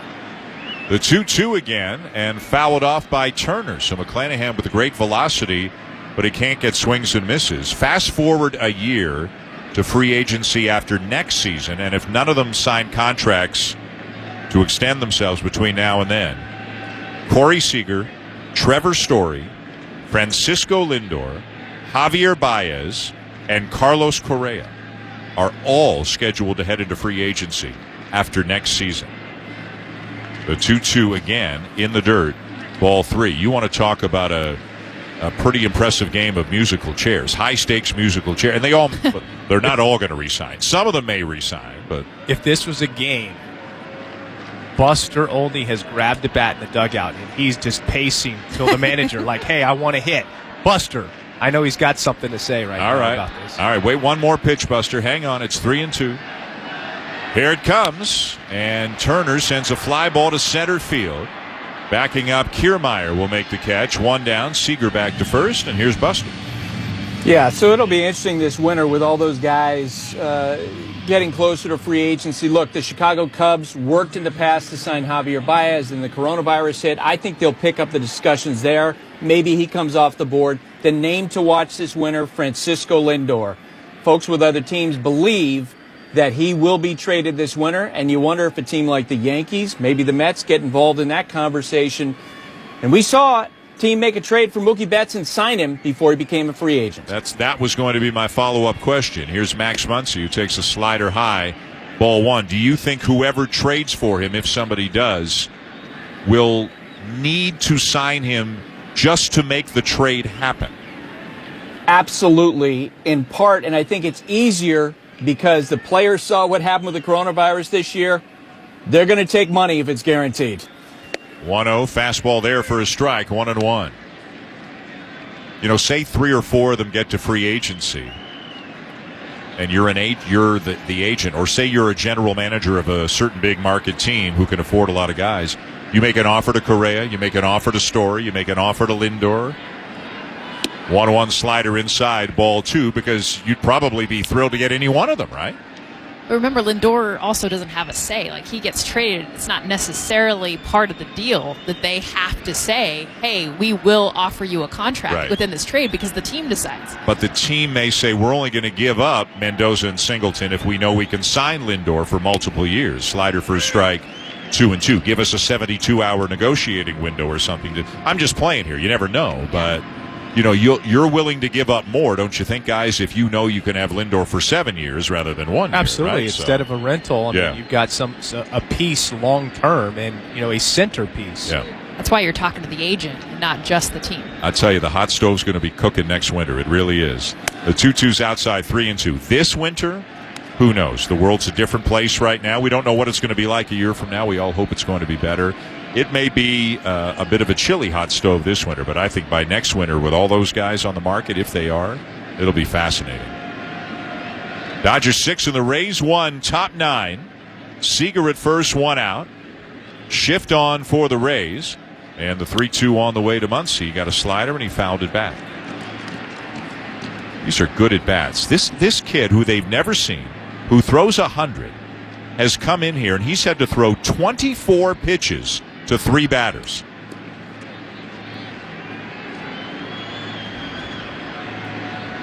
That's giving you an indication of this Dodgers offense. What they continue to do is just wear you down. And now Muncy sends a 99-mile-an-hour fastball high in the air to shallow left. Wendell out, and he's called off by Arozarena. The left fielder makes the catch, 2 down. These are professional hitters right now. These guys are having great at-bats, really in what appears to be, quote-unquote, a meaningless inning in this game. But just you talked about it with Seager. Turner and Muncy, all of them are having incredible at-bats here this inning. Never give up an at-bat. Like, that's what these great teams and these great offenses, it doesn't matter what the score is, lopsided one way or the other, up 6 or 7, down 6 or 7. They fight every pitch, every at-bat, and that's what's impressive. Will Smith, he swings at the first pitch, sends a fastball to right center, fairly deep, but Kiermaier tracking it, and just in front of the warning track will make the catch, and the side is retired. No runs, a base hit, and a man left. We go to the bottom of the 9th. Looks like Kenley Jansen will be coming in for the Dodgers. They've got a 6-1 lead on the Rays. This is the World Series on ESPN Radio and the ESPN app, presented by AutoZone. Start your legend today with RBI Baseball 20. It's fast-paced baseball action on your favorite video game system. Manage your favorite club in franchise mode. Challenge a friend in multiplayer. Or just let it rip in the Home Run Derby. All new features make the game better than ever. RBI Baseball 20. Legends start here. Out now on all major gaming platforms and mobile devices. Get your copy today wherever games are sold. Rated E. Copyright MLB. Officially licensed product of MLB Players, Inc.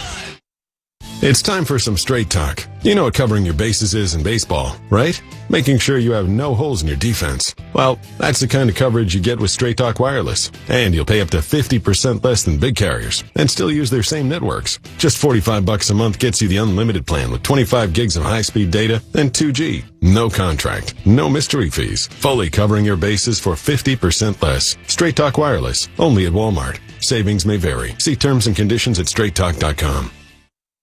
It could be a routine drive to pick up the kids after school or an epic road trip across the country. No matter where your travels take you, we know those miles count. We're Marathon. We have over 5,700 stations across our great nation. Our people are working hard every day to provide you with quality top-tier gasoline to improve engine performance and fuel your life.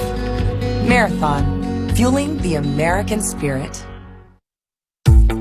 Fall is in the air. Fall projects are on the list, and the Home Depot is ready with more ways than ever to help.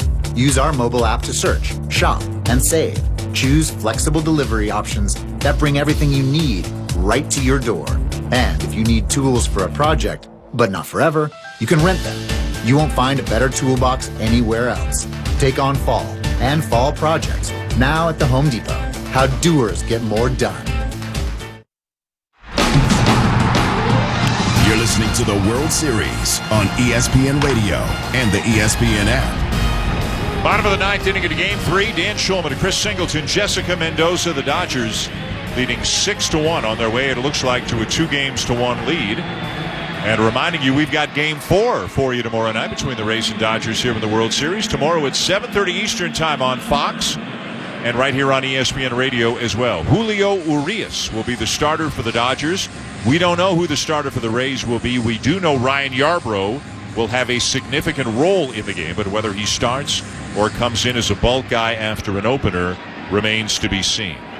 Kenley Jansen is on for the first time in the World Series. He'll face the top of the order, Meadows, Lau, and Arozarena. And the first pitch, cutter is in for a strike, 0-1. A couple of weeks ago, it looked like Jansen might have pitched himself out of a very prominent role for the Dodgers. He was really struggling, and Dave Roberts had basically said, hey, it's kind of play it by ear, see who I feel like, see who the best matchup is.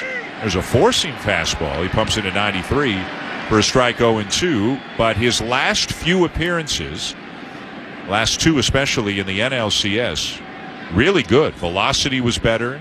Command was better. Results were better. There's the 0-2 to Meadows. Swing and a miss. That was 95. And he gets him on 3 pitches. So it looks like Jansen, guys, is back to being the guy at the end of the bullpen right now for the Dodgers. Well, it was after Game 5 where his cutter, he said about the second pitch, he really got in sync with his lower half and his upper half, and he said, there is my cutter. And after that game, it seemed like everybody on the team recognized that he had been able to mechanically just slightly adjust what he needed to get his best pitch to work. And it makes a big difference for them, obviously, if they know he's secure at the back of the pen. Swing and a miss with a cutter by Brandon Lau. Then they don't have to play the game of, okay, so do we use Urias or do we use Gratterall or do we use Trinan? Everybody lines up better when they know Jansen is the guy in the 9th inning. And he's getting some work in here in Game 3. The 0-1 to Lau. Fastball right down the middle, 0-2, and we're seeing a mix of cutters and four-seamers here from Jansen. Yeah, well, one thing you could say is a left-handed hitter, because you know the cutter, before you even step in the box, you know you're going to see cutters. So anything that starts on the inside part of the plate, you're going to lay off of because you think it's going to jump in. Now he's mixing that four-seamer in there that stays straight. The 0-2 and a high fastball is popped into shallow right center field. Mookie Betts is there, 2 down. Boy, again, if you're Dave Roberts, Buehler was great. You got Trinan in for an efficient inning. You got Gratterall in for an efficient inning. And you're 2/3 of the way through an efficient inning for Jansen, meaning they would all be fresh for Game 4.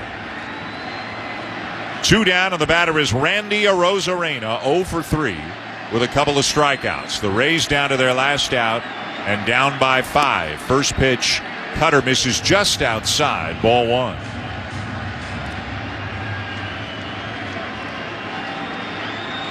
Offensively, Turner homered and doubled. Max Muncy hit a big 2-run single. Austin Barnes hit a home run. The 1-0 on the way, outside again, ball 2. That cutter's got a little too much life. I mean, it's almost like a little frisbee at the end, the way that it makes a left turn. It's a different looking guy than 2-3 weeks ago. I would say so. Back in September, I mean, it was... Yeah. Different story that Dave Roberts, he was going to have to take the team different direction. 2 down and the bases empty, bottom 9, and the 2-0 on the way. Fouled back by Arozarena, 2-1. And it's amazing. I mean, see, you know this is a hitter, right? Like, it's that subtle little feeling when, like, your lower half and your upper half, there's that disconnect, right? Because one begins the other. One starts, the next comes through. And Jansen was saying it was that subtle little difference to get him in sync, to allow that pitch to move and have the velocity it needed to. Well, the difference is noticeable in the quality of the pitches. Fastball, and he gets a call on the inside corner. Arozarena had jackknifed out of the way of the pitch, thought it was inside, but it's called a strike, and it's 2-2. It's a ball. That's an Austin Barnes strike right there. Yeah. Jansen shakes off Barnes twice. Now has the sign he's looking for. The big right-hander sets, kicks, fires, and he misses low with a cutter. 3 balls, 2 strikes. He's at about 92, 93 with the cutter, and up around 94 with the four-seamer. And that's good velocity. That is better than it was a few weeks ago for Kenley Jansen. He'd love to finish him here, not have to face another batter. Keep that pitch count down. 6-1 Dodgers, bottom 9. And the 3-2 on the way. And Arozarena crushes it. Down the left field line, it's gone. Turned on a middle fastball and hit a rocket out to left. And it is 6-2. 8th home run of the postseason, and he ties up those guys that we had talked about earlier, Bonds and Nelson Cruz, Carlos Beltran, but he hasn't gotten many fastballs as the postseason has progressed. But when he gets one, gosh, he rarely misses. Well, and this is a two-seamer that is supposed to, I think, start a little more out and come back around to the plate. Instead, it starts on the plate, comes back middle, and you guys aren't kidding. I mean, Randy Arozarena, there's a reason why he just does not see fastballs. 111 miles an hour off the bat. I mean, just crushed, like literally ricocheting off 4 different chairs once it got into the outfield. Wow. Impressive from Arozarena. But it is still a 4-run lead for the Dodgers, and they are 1 out away. And now the batter will be Ji-Man Choi, who takes a strike. Bonds, Beltran, Cruz, Arozarena. The 4 guys to hit 8 home runs in a single postseason. Seager's got 7. Dodgers 6, Rays 2. And the 0-1 is up high, a ball and a strike. And again, for Dave Roberts, all you want is for this to end without Jansen having to get up to 20, 25 pitches. You want him fresh for tomorrow if you need him tomorrow. Well, and you don't want the narrative to come back. I mean, that's the biggest thing. The questions you have to answer. Here's the 1-1. And Choi slashes it to left field, but it's hanging up. Taylor the catch. And that's the ball game. Arozarena homers, but that's it. And the Dodgers win Game 3 by a score of 6-2 behind some very impressive pitching tonight.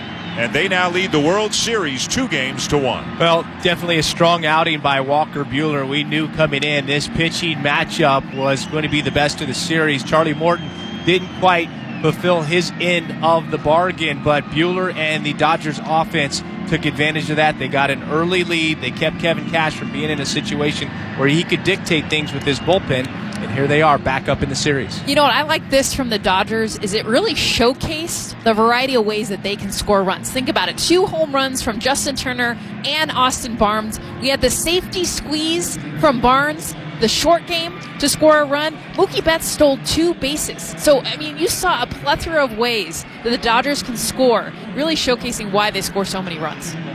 Good offense, good pitching, good defense. They are as complete and talented a team, obviously, as there is in the sport, and we saw that on display tonight in Game 3. The final score, the Dodgers 6 and the Rays 2, they out-hit them 10-4, and they win the game to take a 2-1 lead in the World Series. Major League Baseball on ESPN Radio is brought to you by Navy Federal Credit Union, proud to serve members of the Armed Forces, DoD, veterans, and their families. Our members are the mission. Learn more at NavyFederal.org. And by Cintas. More than 1 million businesses trust Cintas to help them stay clean and safe.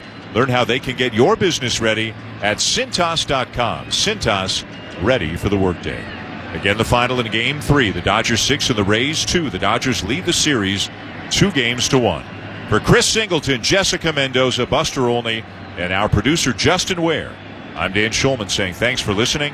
Now let's send it through the glass to Mark Kestisher with tonight's post-game show. All right, Dan, thank you very much. And this copyrighted broadcast is presented by the authority of the Office of the Commissioner of Baseball, may not be reproduced or retransmitted in any form, and the accounts and descriptions of this game may not be disseminated without express written consent. Dodgers, the 2-1 series lead, the Game 3 winner in a World Series that was 1-1 headed to Game 3. A Game 3 winner wins the World Series 68% of the time, but over the last couple of decades, just over that, 17 of the last 22 in this position have won more than 3/4 of the World Series. The World Series on ESPN Radio has been presented by AutoZone. Free battery testing, free battery charging, proven tough battery selection. That's what makes AutoZone your battery solution, where help is always in stock. Get in the zone. AutoZone. Coming up next on the Baseball Tonight postgame show, Buster Olney joins me. Highlights of the Dodgers' Game 3 victory. This is the World Series on ESPN Radio and the ESPN app.